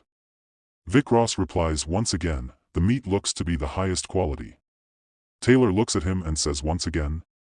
Cale tells Taylor a member of our group delivers us food. Taylor says, who is it? Cale replies, although he doesn't look it, he's actually shy, so you won't see him. They blush and says it seems we were mistaken. Cale says it's all right. Vicross is an excellent chief. Two should try his steak. Taylor says, Lord Cale, I heard you were on your way to the capital. If you don't mind, could we follow you there? Cale thinks that I knew he would say that. Cale smiles and replies, do as you please. Cale thinks that they'll have no way of knowing that I sent that letter, and if I bring them safely to the capital, they'll owe me one. Cale looks at them and thinks, after all, I'll be helpful to have them on my side. Taylor says, thank you. We won't travel with you all the way. Just until we reach someplace nearby. Cale thinks that he knows his boundaries. He is saying that because entering the capital together will cause problems. Cale grins and says, all right. Let's see how things go. Taylor replies, okay, thank you again for letting us travel with you. You can drop us off wherever you want. Cale points at Hans and says, noted, Hans. He further says, bring their meals to the carriage. Hans replies, yes, my lord. Kage comes to Cale and says, Lord Cale. Cale replies, yes, what's it, priestess? Kage replies, you said you don't believe in any god, is that really true? Cale thinks, why is she asking me this? Cale replies, yes, it's true. Kage says, I see, and starts walking. Taylor asks her, what is it, Kage? She says, I just find it strange. Taylor says, find what strange?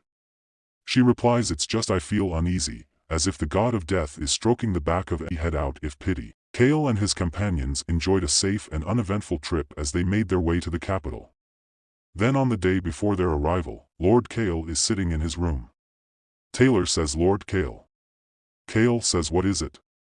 Taylor replies, Lord Cale, I noticed that you love to drink. Cale thinks the Lord can't go a day without drinking. He further says that, but you seem to be much more than that. The Cale Henituse we saw on the way over here was very different from the rumors. Taylor keeps saying you always stayed in your carriage as to not bother us, and always provided us the best of care, your subordinates followed you closely. And above all else, you treated us like ordinary people. Taylor smiles and says, Lord Cale. What do you say we have a drink before we bid farewell? Cale questions, what do you want? Taylor thinks he is no lout. He is actually very bright. Cale says, what kind of person do you think I am? Cale smiles and throws a bag of money on the table. He says, I don't know why you want to go to the capital when the entire kingdom's attention is focused there, but those that approach me all have one purpose, to get something from the rich Lout of Henituse family. Cale says, you are here for my money, aren't you? Taylor says, so you knew. Cale says, of course. Cale, I could tell you don't have enough money, and that you would need lots of it in order to keep a low profile in the capital. Cale smiles and says, I'm sure that is not why you first approached me, but I bet you are thinking, since I have got a golden goose next to me, I might as well try to ask for help. That is right. If I ask you for money and you give it to me, I'll be gaining something. And even if you turn down my request, I don't think you will tell Vinian about it, because you seem to have getting mixed up in complicated situations. You are a smart person who keeps his true self hidden off purpose. Taylor says, thank you, Lord Cale. Cale further says, that is what I think of you. Cale questions, you are leaving at dawn, right? He replies, yes, I thought about leaving quietly, but here I am. We must manage on our own from now on. Cale says, are you going to enter through the temple? Taylor replies, yes, that is the plan. Cale says, but Vinian or the Marquis will probably find out in about 3 days. I'm sure there are people looking to play politics at the God of Death Shrine, too. Taylor says, you really are well informed. Kage seems amazed and says, there must be a reason why you are so interested in as, my lord. Cale taps his finger on the table and says, stay one more night, Lord Taylor. Made the reservation with this money. Cale further says, then ride in my carriage with Kage and have the others in your group come in a day later. While sliding a bag towards him, Cale further says, here, this is a magic apparatus that makes everything around it invisible for 5 minutes. Taylor says, why are you going to such lengths? There is nothing in this for you. Cale replies, well, the answer is pretty obvious. He looks at Taylor and thinks, I got him into this situation, so I should help out. Also, if Taylor becomes the head of the Sten estate, I won't have to worry about the power-hungry stance anymore. That will mean less trouble for the Henituse estate and an easier life for me. Cale says, because I feel bad for you. I want to see why a crippled man with a target on his back is going through all this trouble. He further says that I feel bad that the eldest son of a marquis is asking the Lout of Henituse family for money. Taylor clenches his fist and says the note was right. I can no longer feel my knees, but my eyes, nose, mouth and hands and every other part of my body is still alive. Taylor smiles and says thank you for your pity, I needed that. Cale replies I do have one condition, forget everything that has happened. Kage says Lord Taylor and I won't tell a soul. We will swear to the god of death. I'm sure you know this, but a person who breaks a vow made in the god of death name will die. Cale replies yes I am aware. Please make the vow now. Kage says I take it that you won't be joining us. Cale nods and say no, I have no intention of joining you. If this puts me in trouble, I'm going to spill the beans right away. Kage says to Vinyan. Cale replies yes. Taylor says Kage, let's do it. Kage closes her eyes and meets his both palms and says I, the daughter of eternal night, wish to make a vow with Taylor that under the name of the night we make this vow upon our lives. Anyone who breaks this vow will be doomed to eternal darkness. She gets a jolt and says I, Kage and Taylor, shall keep everything that was discussed here a secret for the rest of our lives. She further says with the exception of Cale Henituse, we will not disclose this matter to anyone else. Taylor says I will not disclose the matter to anyone else. Cale is looking at his hands while Kage says what you are feeling right now is the power of the vows. If we break our vows, it will inform you, our witness, of our imminent demise. Cale replies I see. After this Taylor extends a bottle towards Cale and says all right then Lord Cale, let's have a drink. Kage brings the glass with happiness and Taylor says we should toast to this joyous occasion. While looking at them Cale thinks does she carry around wine glasses? Cale says you really are something, priestess. She replies isn't it a little strange to see a priestess drink? Cale replies it is none of my business. Kage says wow, I really like you. Cage says Lord Cale, don't you want to get to know an older woman with a great personality? Cale replies no I don't. Taylor says this but about an older guy with a great personality? Cale replies no, thanks. Both of them start laughing. There is a sound of clink of the glasses and they say cheers. On a dark moonless night, the three bonded over a bottle of rich liquor. The next day they all are traveling in the carriage to capital. Cale says we'll arrive at the gates of the capital in 2 hours.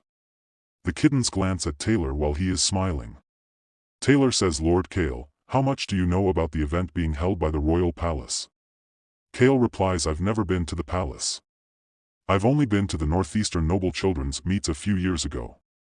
Taylor says I see.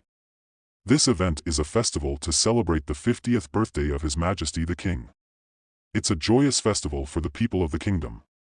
Are you not looking forward to it? Cale groans and says the festival? He thinks I'm already nervous at the thought of the terrorist attack. Other than the members of the secret organization, I'm the only one who knows about the attack in advance.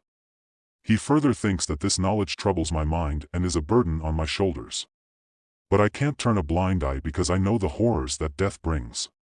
He thinks that I'll try to stop it, but I'll leave if I get hurt or the situation looks difficult. Cale thinks that I just do as much as I can without suffering any losses. After thinking all this Cale replies this isn't really a festival for you either, is it? Taylor grins and says I think if this as the final stretch before the festival. Taylor says Lord Cale. He replies yes.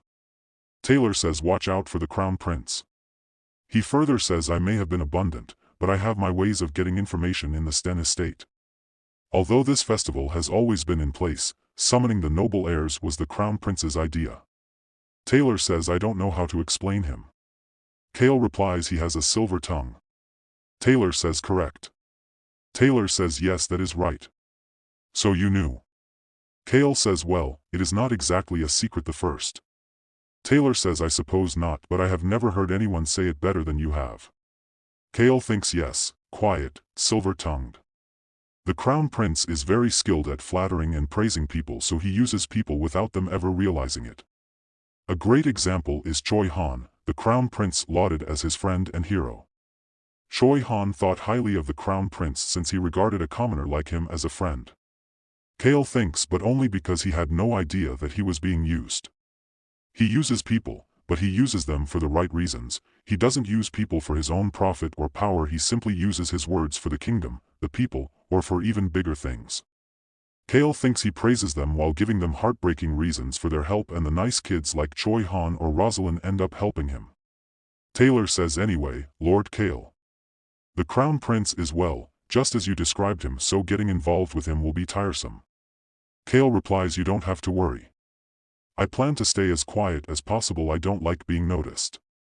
There is a complete silence in the carriage. Cale says, why are you looking at me like that? Taylor replies, do you really think that is possible? Never mind. Kage says, yes, never mind. Cale replies, even if I do meet him, what you are worried about won't happen. Cale smirks and says, I'm quite silver-tongued myself. He says the crown prince backs off when he meets people like himself. So if he subtly uses people by praising them, I just have to do the same. Kage says, I think this attitude works better for you, Lord Cale. You look like a real bad guy. Cale shrugs and says it is better than looking gullible. While looking outside of the window, Cale says the capital is something else. Taylor starts explaining the city and says the kingdom of Ruan is the land of rocks. First, if you look at ancient tales, even before this kingdom was founded, the land had many tales related to rocks. He further says one of those tales claims this land is protected by a rock-like guardian. It was a guardian that would protect you from any attack.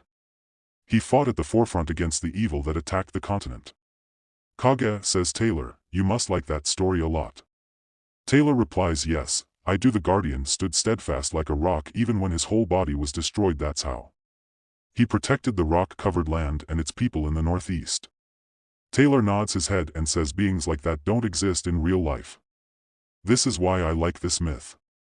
Kage replies, I guess you don't believe it. Only a handful of people would protect something at the risk of their own lives. Cale says that is right. While looking out of window, he thinks he didn't protect himself, but the entire northeast coast of that is something I can't understand. But I have never heard that myth before. Cale further thinks that many myths and legends appear in the birth of a hero, but this didn't come up until the 5th book. Taylor says, yes, I don't think it is a famous story, I only came across it while researching old tomes and power. Cale peeks out of the window and pass magic thing to Taylor saying, take this, get ready. Suddenly someone knocks the door of the carriage and says, Lord Cale, the capital guards wishes to check the carriage. Cale slams the door. And the carriage is empty, and Cale says, here. The guard replies, go ahead. Soldiers search the palanquin. Cale was standing leaning on the pole. Soldiers saw inside the palanquin and there were only 2 bottles and the palanquin was empty. They stand back and blow theirs head and allow Cale to sit in and said, please pass through, my lord. Cale steps on the stairs of palanquin holding a bottle. In charge closed the door of palanquin and said, welcome to the capital. The palanquin started moving. Cale was sitting on the seat and Grey Cat was sitting with him on the seat while Red Cat was on the floor. Cale said with smile, they welcomed us to the capital. Taylor Sten lifted his hand up holding a jewelry item and said, it's been a while since I welcomed anywhere. At west of the capital, the palanquin stopped in front of a big house. Cale said to Taylor, Lord Taylor, once we arrive at the capital, Ron will show you the way. Follow that path, then forget everything. Hans opened the door of the palanquin and said, my lord, we have arrived. Cale got out of the palanquin and Taylor spoke from behind, thank you, let us meet again, with smiles on our faces. Palanquin started moving to their destination. Cale stand in front of the door and saw the house surprisingly and said, this is better than I expected, the Henituse truly are rich, it's not super rich fancy or sparkly, but it looks more expensive than the neighboring nobles' houses. Servants opened the door and were standing in row and blow their heads. And say in one voice, Lord Cale Henituse, welcome, we're at your complete disposal. Cale come in the house, Hans was standing behind him and cats were also walking behind him. Cale feels uneasy and looked at Hans like he doesn't like this and thought, they're too courteous, what's with them? Hans also looked at him as he don't know. Cale said to them, raise you heads. Servants raised their heads. Cale said, from now on there's no need to be overly polite, I won't pick fights with those who work hard at their jobs. I heard my mother handpicked all of you. I also heard that you take pride in your jobs, so I expect you to work accordingly. Go to Hans for any work-related questions, and thought, I have a lot to do, so I'll leave them for Han to deal with. He walked towards the inside and said, let's go. Hans followed him and replied, yes, my lord. Servants were standing at their position behind them. In charge put his hand on his head and said worriedly, I don't think Lord Cale would actually come. What a headache. He's still our lord, so we need to bear with it, that's true. Well, at least he's never acted like a Lout in front of us. We should look after him so that he doesn't cause any mayhem. Cale out an envelope on the table. Hans was standing behind him and asked, are you not going to go, my lord? Cale said unhappily, do I have a choice? He replied, no, my lord. It's the gathering of the Northeast. Cale said, you're right. Hans said again, here, this is the list of the noble Harris gathered in the capital, and give him a paper. Cale take the paper and said, okay, did Ron say he finished his job? He replied, yes sir. Cale said, you did a good job, go and take rest. Hans bowed and said, yes my lord, I will. Cale said just send up something for me to eat. He replied, yes lord. Kitten walked in the room where Cale was sitting. Cale stand up from the coach and opened the door of the terrace and stand there, and put his hands in pockets. Air was blowing and leaves were floating. Cale was sitting on the couch and in front of him Black Dragon was sitting on the chair and between them a table was set with food. Grey Kitten was sitting on the table while Red was trying to climb up. Cale said to Dragon, have some, you must be starving.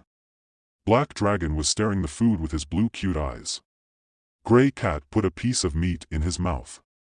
Cale thought whole drinking the wine, eat up, you'll have a lot to do, it would be nice, to have a house this big, to relax and enjoy delicious food, and out the glass on table.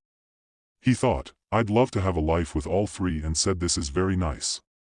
Someone knocked the door. Dragon and Kitten looked at the door. Cale stand up nervously and the glass dropped down and shattered on the ground.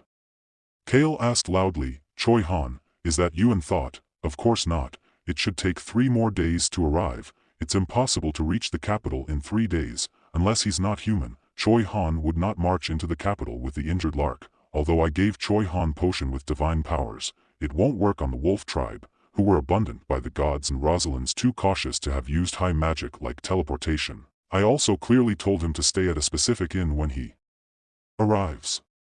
Cale opened the door and said shockingly, you. It was Choi Han carrying someone on his back and said, Lord Cale, I'm sorry, you were the only person I could go to. Cale said, bring him in, and thought, Lark of the Blue Wolf tribe, he's in bad shape, that fever signals the wolf tribe's first berserk mode, this shouldn't happen until a year later, why is it happening now? Hans and Rosalind was standing behind the Choi Han laid down the Lark on the bed. Cale was standing behind him and said to Hans, bring something to drink. He replied, yes sir, and went out. Cale looked this and thought, looking at his state, I don't think we can stop him from being going but berserk. Rosalind was also standing near the bed. Lark has gray hairs and blue eyes, he looked tired, and was sweating. Cale said him, stop resisting and just close your eyes, everything will be okay. He had dream when his uncle dropped him in a forest and went out and he was continuously calling him worriedly and scarily. Choi Han said to Cale, Lord Cale, why is Lark like this? The portions you gave me did not work either. Rosalind's told me that potions don't work on the wolf tribes but none of the healing spells worked either.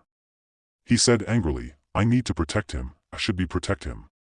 Kyle replied, calm down, at this rate, you will be the one going berserk, if you trust me, leave this to me. Choi Han said, I trust you. Cale replied, okay, and looked at him and thought worriedly, so did something happen? I knew Choi Han was kind and all, but at this point in the book, he only just starts to open up, he doesn't open up to Lark this much just yet. Is this also a result of my changes to the story? The next in line of the throne of Kingdom Breck, Rosalind, she's the genius who's planning to throw that position away. Her bright crimson hair is like that of roses but her character is more like that of sun. Rosalind feels something and said, such strong mana, and looked at the dragon and went near to him. Dragon waved her hello. Cale saw them and thought, I heard dragons take unnatural liking to witches, he must be interested in her, which is why he's giving her mana, stay put. Dragons wave her and then fly, she asked shockingly, what is this? Cale pointed on the Lark and said, that comes first. She looked at them and said, what's happening to Lark? Cale glances at her and thought, I thought she did be too cautious, she has to use high magic. They were probably able to arrive at the capital in 3 days because Rosalind used teleportation magic. She revealed her magic skills. Against all my expectations, Cale asked her, you are a witch, correct? She replied, yes I am. Cale asked again, have you heard about the wolf tribe's berserk mode? She replied, I've heard about it in book, but I've never heard about fevers and pains. He said, it's because this is his first time. She asked confusingly, what? He said, when beastmen first go to berserk, they lose their consciousness due to the pain from a sudden physical change. After their first time, they can use the but-seek mode as their weapon. He will be going into berserk mode very soon. She said, I don't know how you are, but I can tell what's going on, he's just a kid. He replied, I know. Door knocked and hand come in. Cale called him, Han. He replied, yes sir. Cale said, bring me a stretcher, put him on the stretcher, and take him to the training grounds under the mansion. Also, be sure to empty the training grounds, hurry. He said confusingly, sir, you are bringing a sick person to the grounds. Choi Han stand from the ground, Cale said, Choi Han and you, and looked at her. She replied, I'm Rosalind. He said, yes Rosalind, you too, are you going to get roughed up? They both said shockingly, what? He said, wolf tribes, like bear and lime tribes, are beast men who have predators' blood running through them. These beast men have their parents or siblings take care of them when they first go berserk. They take away attacks from the kid in berserk mode and protect them from harming themselves. Obviously, that won't be possible with him. Let's pretend you two are his parents. He clapped and said again, you can be siblings if you prefer, but protect him however you can. They were in the training ground and Lark was lying down on the ground. Choi Han asked to Cale, Lord Cale, how long will his birth mode last? He replied, he is the purest even among the pure bloods. Choi Han said again, meaning it's going to last a long time. He replied, yes, a couple of hours maybe. Choi Han said, I'll see it done, I'm Lark's brother. Cale said them, both of you to the center. They go near the Lark and stand near to him. His berserk was starting, he screamed with pain, long nail grows in his hands, his eyes turned red, long sharp teeth appeared. Lark was trembling, Choi Han and Rosalind watching him worriedly. Lark was converting into the wolf. Dragon made a protective shield around them. Cale was standing holding Red Cat and Gray Cat, one also standing there. Dragon was flying near to them. Cale said to Dragon, a mana shield, Dragon, you're quite amazing. He replied, and you're weak, so I must protect you. Cale said rudely, suit yourself. He heard the voice of Lark screaming and asked to Dragon, while you're at all, could you block out the sound? Dragon waved his hand and stopped the voice. Cale said, I don't know why you don't use that power. He replied, none of your business. Cale looked at him and thought, if magic is improving so fast, I can really put them to good use. Cale sit down on the ground and cross his legs. Dragon and cats were also sitting near to him. He looked bored. He looked at the cats and said, you two have not been through berserk mode yet, right? They shook their head in the negative. He asked again, but do you know about anything about it? They said in their voice, not really, there was no one to teach us. He looked at them and thought, I knew it, I think they are pure blood too, that means their first time will also be rough. The wolf, tiger, bear and whale tribes, blues are their reason during berserk mode. That's why these 4 tribes are said to be beastmen who are closest to monster. He said to them, I don't know much about the cat right, but if you feel you are going berserk, have a fever, or start hurting, come to me quickly, and thought, I said I'd take care of them, so I better do it right. Cat starting hugging him, he said, what are you doing? Lark was shouting, his tail was appeared. Cale looked him and thought, why did this wolf boy go berserk? In the novel Birth of a Hero, later goes through his first berserk mode a year later, not now. The berserk was triggered by the death of one person, that person is Hitler Pendrick. Pendrick reminded Lark of his dead uncle. Lark went crazy after death of his uncle, the tribe leader, so he tried to kill everything in his sight. Lark was totally converted into the wolf and breathing angrily. Choi Han and Rosalind called his name. Rosalind said, Lark, snap out of it. Lark looked them angrily and opened his mouth. his sharp teeth showed and he attacked on Choi Han. Choi Han put a wood stick in his mouth and trying to stop him. Rosalind shouted, "Lark, snap out of it, it's Choi Han." Lark attacked him with his long nails but Choi Han hurried back and missed his attack. Cale said, "You expect him to just regain his senses? You might as well knock out cold. And say to cats, own, hong, watch the wolf kid's movement closely, that's how the beast men move on their instincts, unlike humans, they can trust and move on their instincts alone, that's the beauty and the greatness of beast men. Going but Cirque is neither fearful nor scary, it's when they are at their strongest. I mean, he might be from a different tribe but watch him move on instinct, and learn from his beastly move, then make it yours." He was telling him while looking at fights and movements of the lark. He rubbed own, gray cat head and said, "Or find a way to bite the throats or predators like bears, tigers, or wolves." Lark attacked Choi Han again but Rosalind stopped his attack by her magic and stand in front of the Choi Lark. She called his name and said, "Lark, you remember me, don't you? I said that we're family now, so snap out of it." Choi Han ran on the other side and said, "Lark attack me, I'm the one who will protect you." Lark moved his head and saw him angrily. Cale said to Dragon, "You watch now Rosalind, you'll seize magic to make sure no one gets hurt and see how Choi Han is using his aura to protect the wolf kid, rather than to attack him, it's harder to not hurt people than to hurt them." Lark attacked Choi Han again. Cale said to Dragon, "But you'll learn quickly since you're a dragon." He replied, "I am a dragon, I can do anything." Cale said with smile, "I know, so watch and decide for yourself." He thought, it really might take 2 hours until he tires out, should have brought some wine. Dragon and cats were sitting near to him silently. In the ground, Lark comes into his human form and taking deep breaths. Choi Han and Rosalind standing in front of him.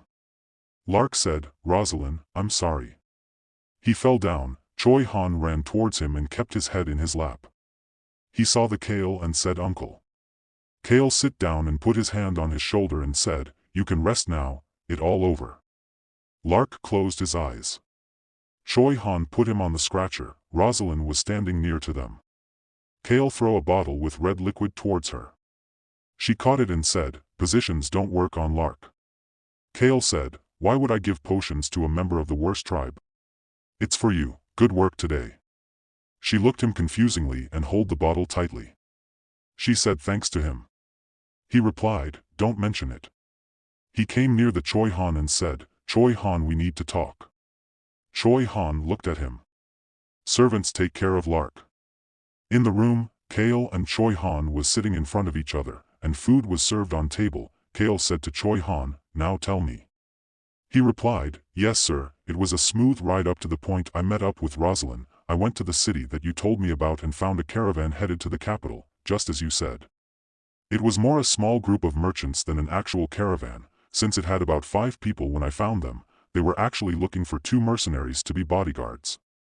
The man they had originally hired was injured, that's also where I found Rosalind, as she matched the description you gave me."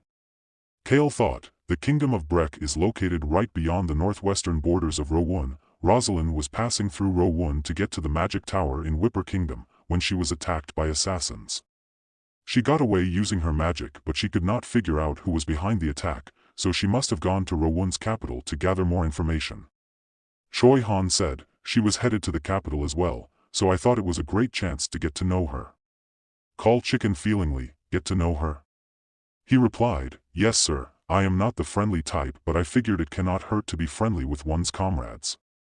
Cale said, "You did not have to try that hard," and thought, they were not supposed to become close until they meet Lark. According to the novel, Rosalind was on edge and did not become friendly with anyone. Choi Han didn't make friends on his own after the Harris incident. Choi Han said, "Although it was against my nature, I wanted to repay you properly." Kelly's thought, "I knew you did say something like that."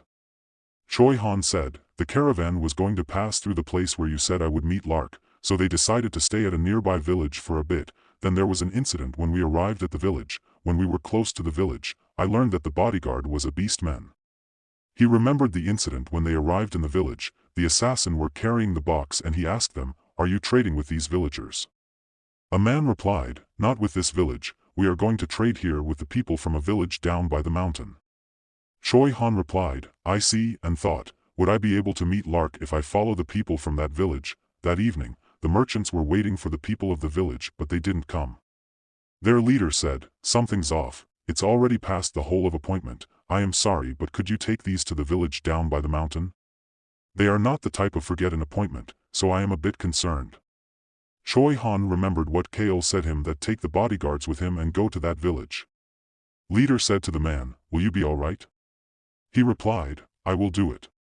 Choi Han and Rosalind went with him.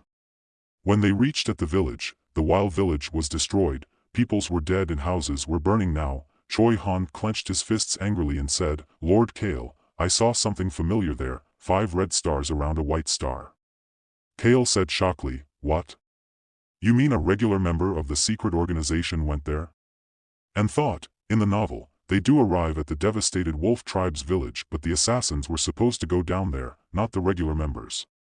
Cale asked, were that all dead? He replied, no, they were trying to kidnap the surviving kids. The village leader was dying while trying to protect his village. They tried to kidnap a total of 10 children while the leader was down. Cale thought worriedly, kidnap? Don't they kill all of them in the novel? Why did they need to kidnap young werewolves? Choi Han was telling him the incident detail. Then a boy stepped in between the children and the kidnappers. It was Lark. Cale was looking him confusingly and thought, did he think that killing and kidnapping were different? Originally, Lark stayed hidden even while all the children were being massacred. Wolves cannot bear to stand and watch the death of friends and family weaker than them, so what caused Lark to reveal his nature? This changes the story too much. He was thinking worriedly. Choi Han said, I stopped them, no. He raised his head and looked at Cale and said again, I tried to kill them. Cale said, go on. He said again, I realized from the black power they used, that the man in the black robes without any stars were the same man who attacked the village of Harris. He clenched his fists angrily. Cale asked, they had the same powers as those who attacked Harris? He replied, yes. Cale said, Darren, and thought, I need to act like it's the first time I am hearing this. Choi Han said again, there was a single man among them with 5 red stars on his chest. He's the one who killed the bodyguard. He was a piece of trash who drank the blood of the wolf tribe. And remembered that man who drank blood, he was wearing a black dress with a hood. Cale thought worriedly, the blood-sucking mad wizard, the terrorist attack in the capital's plaza was led by a certain man. He is a piece of trash who drinks the blood of the wolves, the blood-crazy leader of the secret organization. That maid visit first appeared in the Blue Wolf Table Village, not in the capital. He's one of the highest-class wizards and extremely bloodthirsty, so why would he try to kidnap the wolfmen cubs? Did rescuing the dragon change plot somewhere? That's the only variable that comes to my mind right now. Choi Han said again, in the end, I couldn't capture or kill them. Anyone I catch committed suicide and the rest were teleported away by the man with the 5 stars. Then the wizard said this, too bad, they were perfect for seeds, I am sure the younger ones taste better too. Cale thought confusingly, seeds? What does that mean? Cale asked, what about the kids? He replied, they were teleported to a nearby and throw Rosalind magic, the merchants from the caravan are also there. Cale thought, so the adult wolf men are all dead and the 10 kids plus the merchants are here, why did not he just leave the kids to the merchant? So I guess this is how the story goes. He thought angrily, I'll end up with an animal farm at this rate. Cale asked Choi Han, aren't you curious? He replied, I am curious. Cale thought, I don't need to ask what he's curious about, I'm sure he wants to know everything, who those people are. Why are they doing such things and why I, Cale, know them? He broke the bread and said, I'm going to tell you 2 things, and stand from his seat. Choi Han asked, not everything? Cale replied, that's right, get up. Choi Han asked him, where are we going? Cale turned and looked at the wall watch and replied, to the temple of the god of death. Choi Han and Cale comes on the temple on the palanquin, and they standing in front of the temple. Cale said, I'm going to reveal 2 truths here. Choi Han looked at him confusingly. He said, and I'll do that with my life on the line. He walked towards the door and said, Choi Han, follow me, I'm waging my life to tell you these truths. Choi Han followed him. They stopped at the door where 2 men were standing and said, may the dead be with you. Cale said, priest, is there any empty room of death? They looked them confusingly and them looked at Choi Han and thought, the face of a man who went 2 days without food and suffered emotionally, a kind face that makes him look gullible, clothes that show he is not from the city. They said, whose death will you be waging? Cale replied, mine, I'm laying down my own life. Choi Han stepped near to him and said shockingly, Lord Cale. Cale looked at him and said, what is it?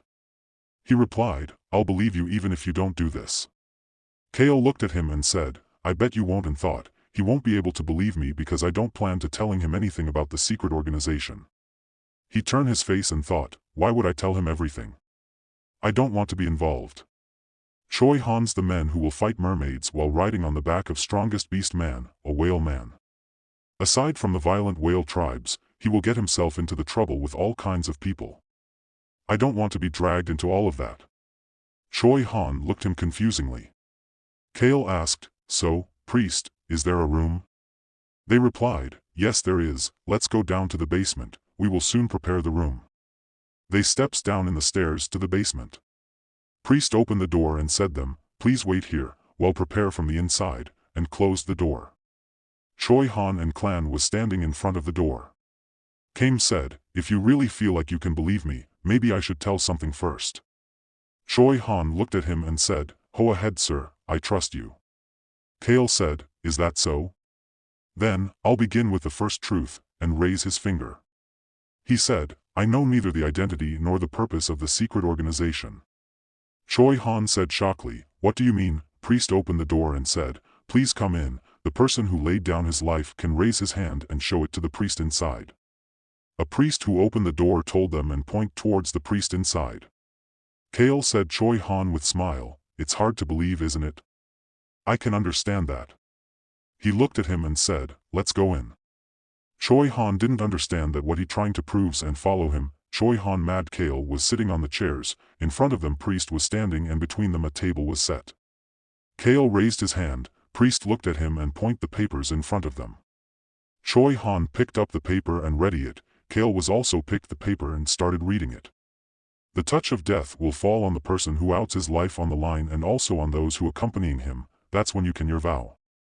If the vow is broken, the person whose life was wagered will lose his life, it was written on the paper. Cale read the paper and thought with smile, what a scary note. Priest tapped in the table and black smoke was appearing. Choi Han asked confusingly, is this the power of God? Cale replied, yes, and thought, so I'll die if I break the vow. Smoke was floating around his hand in circle. Cale said, the priest in front of us is truly deaf and if he's not, the priest will pay for the lie with his life. Furthermore I, Cale Henituse, swear to tell Choi Han only the truth in front of the God of eternal rest, and if I lie, I will pay for it by dropping dead on this very spot. Choi Han looked him confusingly and worriedly. Cale thought, I did complete whether I should tell Choi Han everything. I am a regular Korean who just got stuck into a book I was reading. That's how I know what happened up until the 5th book. I got stuck into a book I was reading and when I woke up I was the son of a rich nobleman. Although the world will soon be engulfed in war, I wanted to live an easy life here, which is why I meddled with the plot. However I put it, my life will now drift further away from the easy life that I dream of. I will either die in the midst of a continental war or be loathed to death by Choi Han, so I. He said, first, I Cale Henituse, to really know nothing about the identity of the secret organization. It's true, I know what they did because I have read The Birth of a Hero until book 5, but I know nothing about who they are or why they are doing this. Second, this is also very true and sincere, I despise them and wished they could be eradicated. Choi Han asked him, how could you hate them when you don't know them? He replied, because I knew about a few things they were planning to do, the Black Dragon was one and Locke was another. I have lived as a law that life was my dream, I have no intention of becoming the heir of thee and need to use name, Bazan Henituse, my brother by blood, I wish that he become the higher. So why did I come here as the representative? Even though I could have said no when my father asked me to come to the capital? Choi Han said, I don't know. Cale said, because I know what the secret organization is about to do in the capital, I cannot tell you how I know this but I know they are going to kill countless innocent people in the capital, that's why I could not send Basin and I went to stop the attack from happening. Cale thought, obviously, not to the point that I did have to risk my life, and said, I plan to take care of these matters as quietly as I can and return to my state. Choi Han was looking him confusingly. Trajan asked, "And you cannot tell me how you know all this?" He replied, "No, I cannot tell that to anyone in this world, but I can tell you one more thing, one last truth, I have no intention of harming you." Choi Han clenched his fists and said, "I believe you." Cale replied with smile, "Good to know." Choi Han takes deep breath and said, "Lord Cale, please make one more vow, then I'll trust you completely." Cale thought, I didn't see this coming. I mean, all I've been doing was tweaking the truth, which isn't too difficult, but what does he need to trust me completely? I can't say no now, and said, "All right, sure." Choi Han said angrily, "Lord Cale, I must take my revenge on them. I've never hated someone or some group as much as I hate them. If you find out who they are, please tell me immediately." Cale said, "Yeah, sure," and thought, here I thought it'd be really difficult favor, there's no way I'm going to find out who they are before Choi Han, and said, "I, Cale Henituse, will tell Choi Han when I find out about the secret organization's identity, otherwise I will pay for it with my life. Is that all?" Choi Han replied, "Yes, sir." Cale asked, "So we're done?" He replied, "Yes, we're done." Cale put his hand on table and vowed. Priest said, "I pray you live on." He replied, "Thank you, priest." They came out of the temple. Cale stepped on the stairs of the palanquin and thought, he's saying that I should keep my vows and live a long life, right? What a chilling goodbye. What a chilling goodbye. He came in the palanquin and sit. Choi Han was sitting in front of him. Cale said, "About the blood-crazed wizard, he's the one behind the incident in the capital." Choi Han asked him, "So may I kill him in sight?" Cale replied, "Do you even need to ask? Do whatever you want." He replied, "Yes sir, I'll kill him for sure." Palanquin started moving. Cale was sitting in the room and door knocked. He gave permission and Ron opened the door and come in holding a cup of tea and said, "My lord." Came saw him and replied, "Ron." Ron out the cup of tea in table in front of the Cale. Cale asked confusingly, "Lemon tea right before bed?" Ron replied with smile, "That's right." Cale thought as he sipped his tea, I haven't quite reached the tea before bed level yet. Ron asked him while he drinking tea, "My lord, may I ask you for a favor?" Cale put the cup on table and asked, "What? A favor?" And thought, this creepy old man is asking for a favor? From me? A man who he cares very little for. Cale looked at him and said, "Okay, go ahead." Ron said with smile, "May I take a vacation for 2 days?" Cale looked at him and held his hand and said with smile, "Yeah, what a great idea, you have spent many years caring for this lout, you can take as many days off as you need."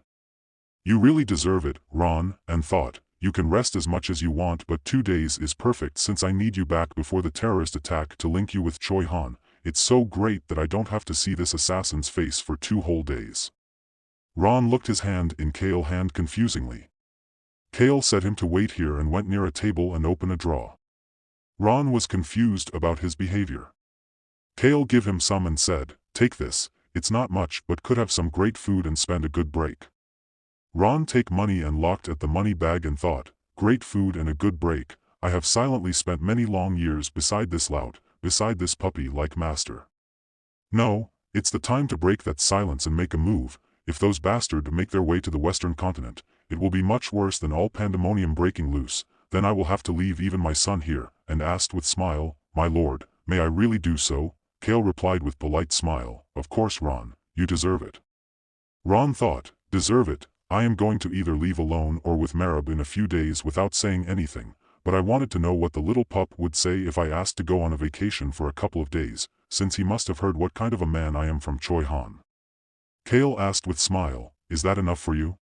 This is your first vacation in a long time, do you need more?" He replied with a smile, "This is too much money, my lord. What if I run away with all this money? Or do you want me to run away?" Cale said, "You think I don't know you? If you were going to run, you had have gone without a word or told me that you are quitting, is that right?" And thought, that's really how Round left in The Birth of a Hero. He left the Count estate without a word and told Choi Han few conditions when he had to leave for a few days. Ron said, "That's correct, you are absolutely right," and thought, Lord Cale has watched me for a long time, just as I had watched him by his side these many years. He might even know me better than my own son does. I must be getting old, and say to him, I will attend to you when you enter the royal palace. Cale replied, sure. Ron thought, I cannot send him in poorer shape than the other nobles and royals in the palace, and say it, then I will be leaving now, and bow in front of him. Cale waved his hand in by and said, yeah. Ron looked at him and thought, I can't have this pup master that I raised bed belittled by other people. Next morning, Cale was sleeping on his bed and someone knocked the door. He wake up and said, come in. Hans come holding a cup of tea and said with smile, good morning, my lord. Ron said he could not leave you in anyone else's hands. I guess I am just that good. Cale replied, just stay quiet. Hans again said, Ron also left me with this task. And served him tea. Cale looked at the tea and asked, Hans, why is it a lemonade? He replied, you lie lemonade, my lord. Ron said to make sure to give this to you. Cale drink it mad thought, what is Ron Palm with this lemonade? Choi Han's stepdad in the room and remembered his meeting with Ron, when he asked Ron, you are going somewhere? He replied, that's right. Choi Han asked again, where are you going? He replied, that's none of your business. Choi Han looked at him confusingly in him and asked again, did you come find me because of Lord Cale? Ron replied, think whatever you want and walked out. Cale saw the Choi Han and asked, Choi Han, is Lark awake? He stepped near to him and said, yes sir. Cale said, I see, take a seat. Cale thought, the wolf tribe sure do recover fast, the bastard of Flynn, our piggy bank, Billos, will arrive at the capital soon. I promised to drink with him when I returned the items that I borrowed from him. I have already set the place to meet him. That's where Choi Han and by laws will properly meet each other. Choi Han sit in front of him. Cale asked, what about the kids and the merchants in the inn? Choi Han replied, I'm planning to check on them on your way back from your meeting. Cale said confusingly, meeting? Hans whispered, sir, here's the invitation from the young nobles of the northeast. Cale thought, I forget about them. I had totally forgotten about them since they are unimportant. How big of a lout should I be when I am there? Hans said, Lord Cale, there is also a guest here who wishes to see you. He asked, is it Miss Rosalind? Hans replied, yes sir. Rosalind was sitting on the ground near the bed of the Lark and looking him worriedly. Rosalind looked worried. Cale thought Rosalind is a quick-witted person, even though she's probably never seen a dragon. I'm sure she knows that the energy she felt yesterday was a dragon. After all, only a dragon can possess such mana. Hans said, she said she did come visit you whenever you are free. Can I see it? Then prepare this place while I have breakfast in my room, but ask Miss Rosalind if you'd like to join me for breakfast. Hans said, yes my lord. He said with naughty with smile, my lord, it's already past noon, so it's actually lunch. Cale called his name seriously, Hans. He replied, yes sir, I shall go prepare it right now. And walking outside, Cale spoke from behind, and leave the terrace door open on your way out. He replied, yes sir. He opened the door. Air was flowing and leaves were floating. Dragon was sitting in the branch of the tree, above the terrace. The black dragon should be able to come in whenever it wants to. Choi Han was sitting in front of Cale and Cale was looking in the window and thought, it's weird how he always has to sleep outside and on a tree branch by the window. Choi Han said, I will visit Clark while you eat. He replied, I guess you two are taking turns caring for him. Servants were serving food on the dining table. Choi Han said, On and Hong are also helping. Cale asked, what help? Hong said in his voice, you know, I think we are too weak to kill Love Wolf tribe member. We might lose even if we go berserk. We need to figure out a way to totally crush them. Oh Han replied, yes, we really need to. And then they both said in one voice, we are going to study. Cale said, yeah, these two aren't there to take care of Lark, they're there to prepare in case they meet such enemy. Choi Han said, but Lark seemed to be at ease with these two cute rascals nearby. Cale replied, that's good then. Choi Han, I did not tell Lark and Rosalind that I brought them here under your orders. I will keep all secrets safe. He replied, good. Cale held the cup of tea and thought, I am sure Choi Han behaving like this because of our woe in front of the god of death, but he will never know how tricky words can be and how there can be an understanding gap between the speaker and the listener. The god of death will only follow the words and interpretation of the speaker, Cale. I can take advantage of this loophole, since I made the vow, and drank tea. Cale out the cup and table and said, did you say you will kill the blood-drinking wizard when you see him? He replied, yes sir. Cale looked at him and thought, he is not hesitating one bit, and said, we'll tell you how to find him, after you prevent the terrorist attack, of course. Choi Han looked him confusingly and shockingly. Servant knocked the door and said, Lord Cale, Lady Rosalind is here. They both stand up from their seats and stand near the door. Servant opened the door and Rosalind comes in. Servant said, Lord Cale, my lady, please call me if you need anything. Choi Han looked at her and said, Rosalind, I'll be with Lark, and went outside. She replied, all right. Now in the room only Cale and Rosalind left. Rosalind said, thank you for inviting me, Lord Cale. He replied, it's my pleasure, Lady Rosalind, please take a seat, we have much to discuss. She said, I guess you don't like to beat around the bush. Cale turned his head and said, come in. Leaves comes in floating in the air. Rosalind looked at there and said, dragon, is that dragon? They heard the voice of someone sitting on the table. They looked at the table. Cale said, you can introduce yourself. Dragon showed himself and smiling. Rosalind looked at him shockingly. Dragon said, I'm hungry. Cale replied, yeah, eat up. He looked at her and said, we should eat too. She replied confusingly, yes. They sit in the table and start eating. Rosalind thought, this young dragon is eating here, before my eyes at the same table, eating the same steak. No one in the magic tower would believe me even if I told them. She said with a smile, as of which, I cannot believe my eyes, a dragon and a human living together. Dragon looked at the Gale and said to him, this human is very weak, his power is a garbage, that's why I am here. Cale replied while eating, that's right. Rosalind said, I am eating with Lord Cale and a dragon, what a honor. Cale looked at her and thought, she sure is fearless, other sorcerer would have been shaking from head to the while glorifying the dragon. Then, they would have begged him to teach them about mana and magic. Dragon magic, all these sorcerer in the continent are crazy about how it works. Cale said with smile, you can stay for as long as you want. She looked at him confusingly and said, Lord Cale, I have 3 questions, one of them has been answered, though I am left with 2 questions, may I ask you these questions? She looked at the dragon. He replied with smile, go ahead. She said, first, are you allowed to let uninvited guests stay at your place? Even if you the guest is a sorcerer, you must be worried about danger since you are a noble. He replied, well, anyone brought by Choi Han are fine and I have this guy, so it's safe. He looked at the dragon who was eating. She said, I see, then my last question. She looked at him and asked, why do you speak to me as though you are below me when you are a noble? He put his hand on plate and said, a witch with crimson hair and crimson eyes and the name which you have told us, Rosalind. Should not I, of course, speak to you with full respect, Princess Rosalind?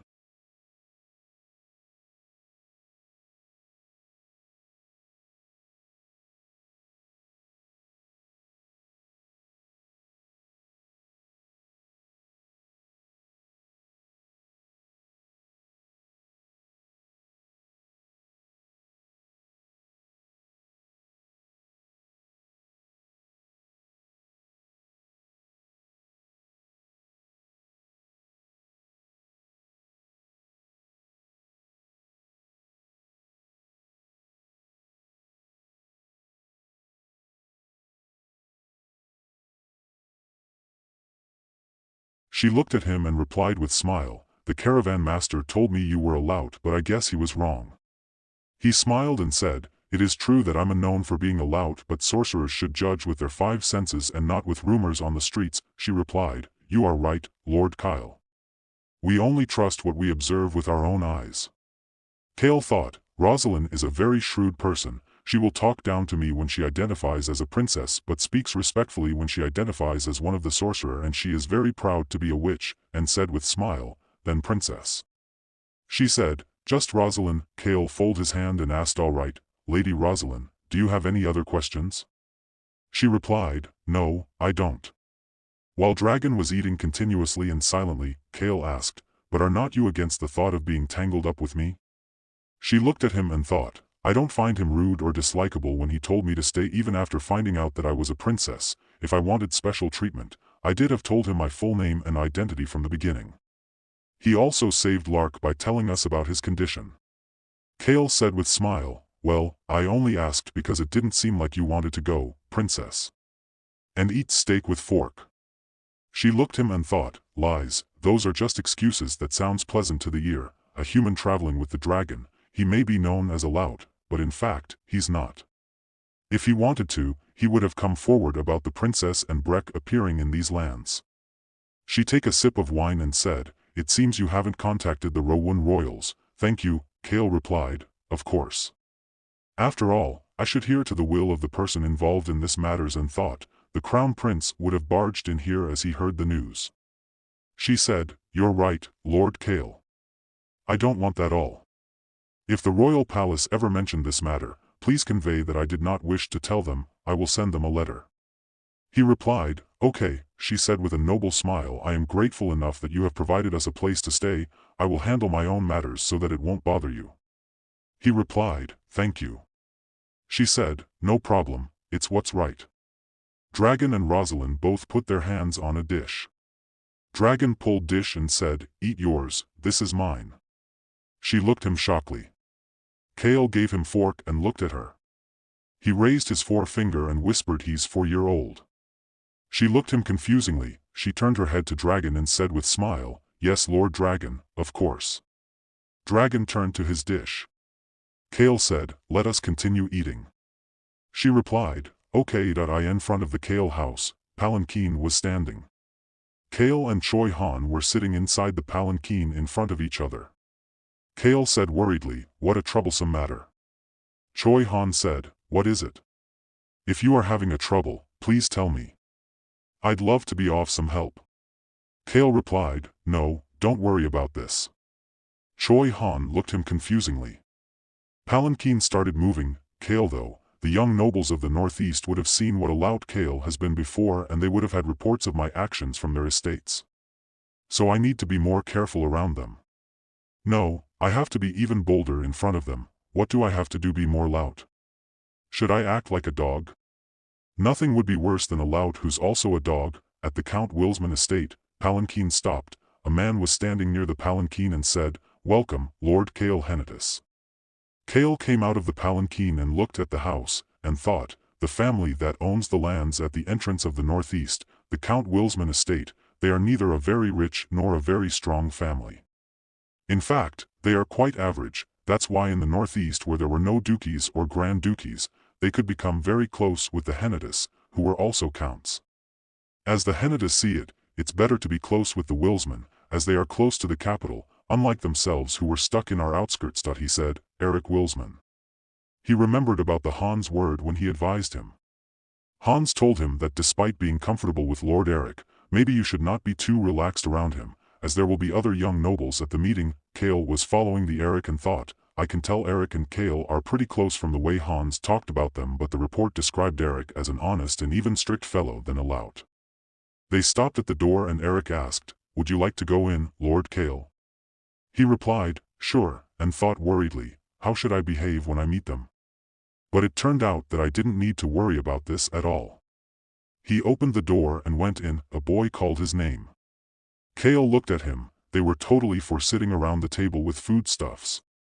A man wearing glasses and have gray hair, a girl and a boy with black hairs and eyes and wearing black shirt. The boy wearing glasses asked, you used to listen to me, right?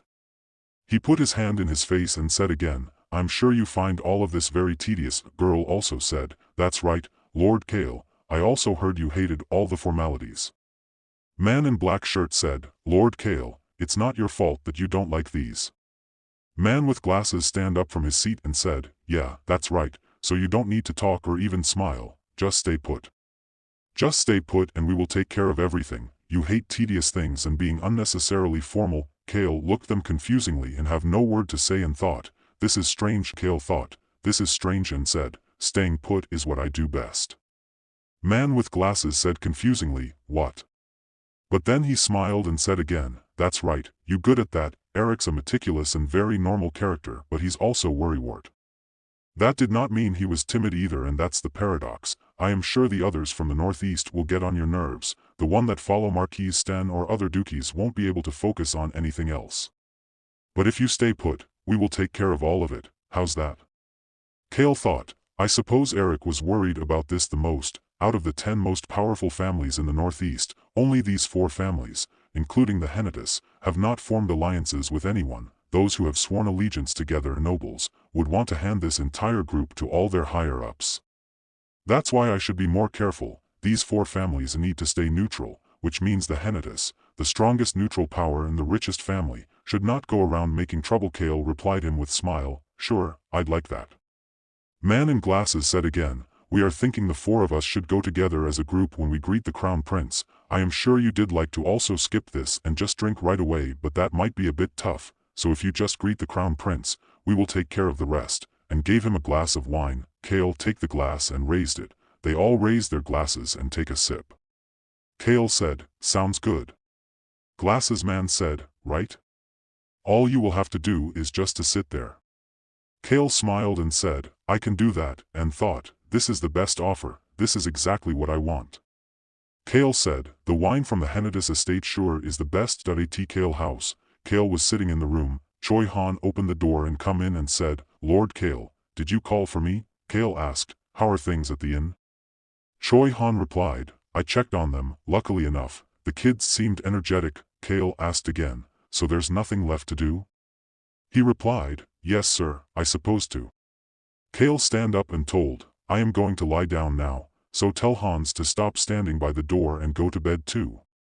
He went near the window. Choi Han asked, are we going outside? He replied, yes, I have left the terrace window open like last time, so come to my room. Choi Han asked confusingly, without On or Hong.